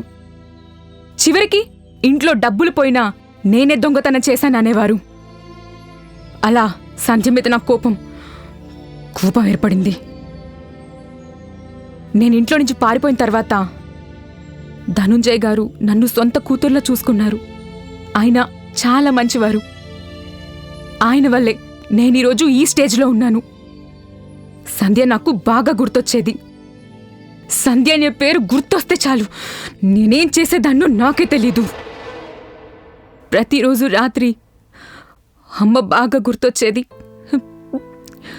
బాగా ఏడ్చేదాన్ని. దీనంతటికీ కారణం ఎవరు? సంధ్య. ఒకసారి నేను రెస్టారెంట్లో మా అమ్మా నాన్నలతో సంధ్యను చూశాను. తను చాలా సంతోషంగా ఉంది. నా సంతోషాన్ని దూరం చేసి తను సంతోషంగా హ్యాపీగా ఉంది. అది చూసి నేను తట్టుకోలేకపోయాను. అప్పుడే సంధ్యను చంపాలని డిసైడ్ అయ్యాను. అప్పటి నుంచి సంధ్యను ఫాలో అయ్యాను. సంధ్య అపార్ట్మెంట్కి సంబంధించిన ప్రతి విషయం తెలుసుకున్నాను. ఒకరోజు అమ్మా నాన్న ఊరెళ్తున్నారని నాకు తెలిసింది. ఆ రోజు రాత్రి సంధ్య ఒంటరిగా ఉంటుంది. ఇదే సంధ్యను చంపడానికి రైట్ టైం అని. అందుకే సంధ్యను చంపడానికి డిసైడ్ అయ్యాను. తనని చంపడానికి ఎలాంటి క్లూస్ లేకుండా ప్లాన్ చేశాను. ఈ శ్యామ్తో సీసీటీవీని హ్యాక్ చేయించాను. సంధ్య కోసం అపార్ట్మెంట్ దగ్గర వెయిట్ చేశాను. కరెంట్ తీసిన తర్వాత అపార్ట్మెంట్లోకి వెళ్ళాను. సంధ్యని కలిశాను. తన అక్క స్వప్న చనిపోలేదని, బ్రతికే ఉందని చెప్పాను. తన అక్క గురించి తెలుసుకోవడానికి నన్ను లోపలికి తీసుకెళ్ళింది. తర్వాత లోపలికి వెళ్ళి సంధ్యని చంపేశాను. ఆ తర్వాత ఆత్మహత్యగా క్రియేట్ చేశాను. అంతా పర్ఫెక్ట్గా ప్లాన్ చేశాను. ఈ కేసు నా స్టేషన్ అండర్లోకి వస్తుంది కనుక ఈజీగా తప్పించుకుందాం అనుకున్నాను. కానీ సంధ్య ఆత్మహత్య చేసుకుని చనిపోయిందని మా అమ్మ నమ్మలేదు. తన కూతురు ఆత్మహత్య చేసుకోలేదని అంత నమ్మకం. కానీ తన పెద్ద కూతురి మీద అసలు ఏ మాత్రం నమ్మకం లేదు. ఆ రోజు దొంగతనం చేసింది నేను కాదని ఆ రోజు మా అమ్మ నమ్ముంటే అందరం ఈరోజు హ్యాపీగా ఉండేవాళ్ళం. అనుకోకుండా ఈ కేసుని మీరు టేకప్ చేశారు. మీ ఎక్స్పీరియన్స్ గురించి నాకు బాగా తెలుసు. మీరు ఈ కేసుని ఎలా ఇన్వెస్టిగేట్ చేస్తారో చూడాలనుకున్నాను. అందుకే ఈ కేసు పూర్తయ్యే వరకు మీతోనే ఉన్నాను. బట్ మీరు చాలా గ్రేట్. నన్ను పట్టుకున్నారు. ఎలాంటి కేసునైనా సాల్వ్ చేయగలరని నిరూపించుకున్నారు. కంగ్రాట్స్. గ్రేట్ శివ. అసలు నీకు కొంచెం కూడా మానవత్వం లేదా? అరే, నీ స్వార్థం కోసం అనవసరంగా ఒక మనిషి ప్రాణం తీశావు. నీకు తప్పు చేశానని కొంచెం కూడా బాధ లేదా? క్రిమినల్స్కి ఎమోషన్స్ ఉండవు. అలాగే క్రైమ్ చేసిన వాళ్ళకు కూడా ఎమోషన్స్ ఉండవు. ఏంటి, నా స్వార్థం కోసమా? స్వార్థమే. స్వార్థం లేని మనిషి ఇప్పటి వరకు భూమి మీద పుట్టనేలేదు. నీకు కృష్ణుడు తెలుసు కదా? అభిమన్యుడు యుద్ధంలో చనిపోతాడని శ్రీకృష్ణుడికి తెలుసు. కాని అర్జునుణ్ణి కాపాడాలన్న స్వార్థంతో అభిమన్యుణ్ణి యుద్ధానికి పంపించాడు. కుంతీదేవి కర్ణుడు మీ అన్న అని అర్జునుడికి చెప్పుంటే కర్ణుడు బ్రతికేవాడు. కాని కుంతీదేవి తన పేరు చెడిపోకూడదనే స్వార్థంతో కన్న కొడుకు చనిపోతున్నా పట్టించుకోలేదు. కన్న కూతురు ఇంట్లో నుంచి వెళ్ళిపోతే బాధ లేకుండా చనిపోయిందని అందరికీ చెప్పుకుంటున్నారు. నా ప్రియమైన తల్లిదండ్రులు. ఎందుకు అంటే తమ పరువు పోతుందనే స్వార్థంతో. ఇక్కడ అందరూ స్వార్థం కోసం బతికేవారే. మానవత్వం గురించి అడిగారు కదా మీరు. మనుషుల్లో మానవత్వం చనిపోయి చాలా కాలమైంది. నేనొక్క అమ్మాయిని. ఇప్పటి వరకు 20 మందిని ఎన్కౌంటర్ చేశాను. అలాంటి నాకు మానవత్వం ఎలా ఉంటుంది? నెక్స్ట్ ఏంటి? తప్పు చేశాననే ఫీలింగ్.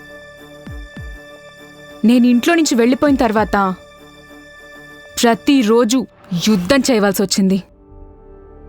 యుద్ధంలో చంపడం చావడం గురించి మాత్రమే ఆలోచించాలి. మంచి చెడు తప్పొప్పులనేవి ఆలోచించకూడదు.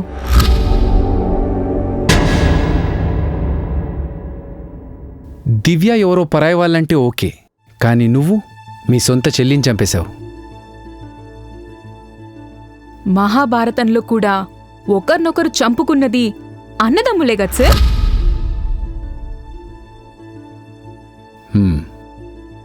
అమ్మా, నేను చెప్పినట్టుగానే హంతకుని మీ ముందు నిలబెట్టాను. తనే మీ కూతుర్ని చంపింది.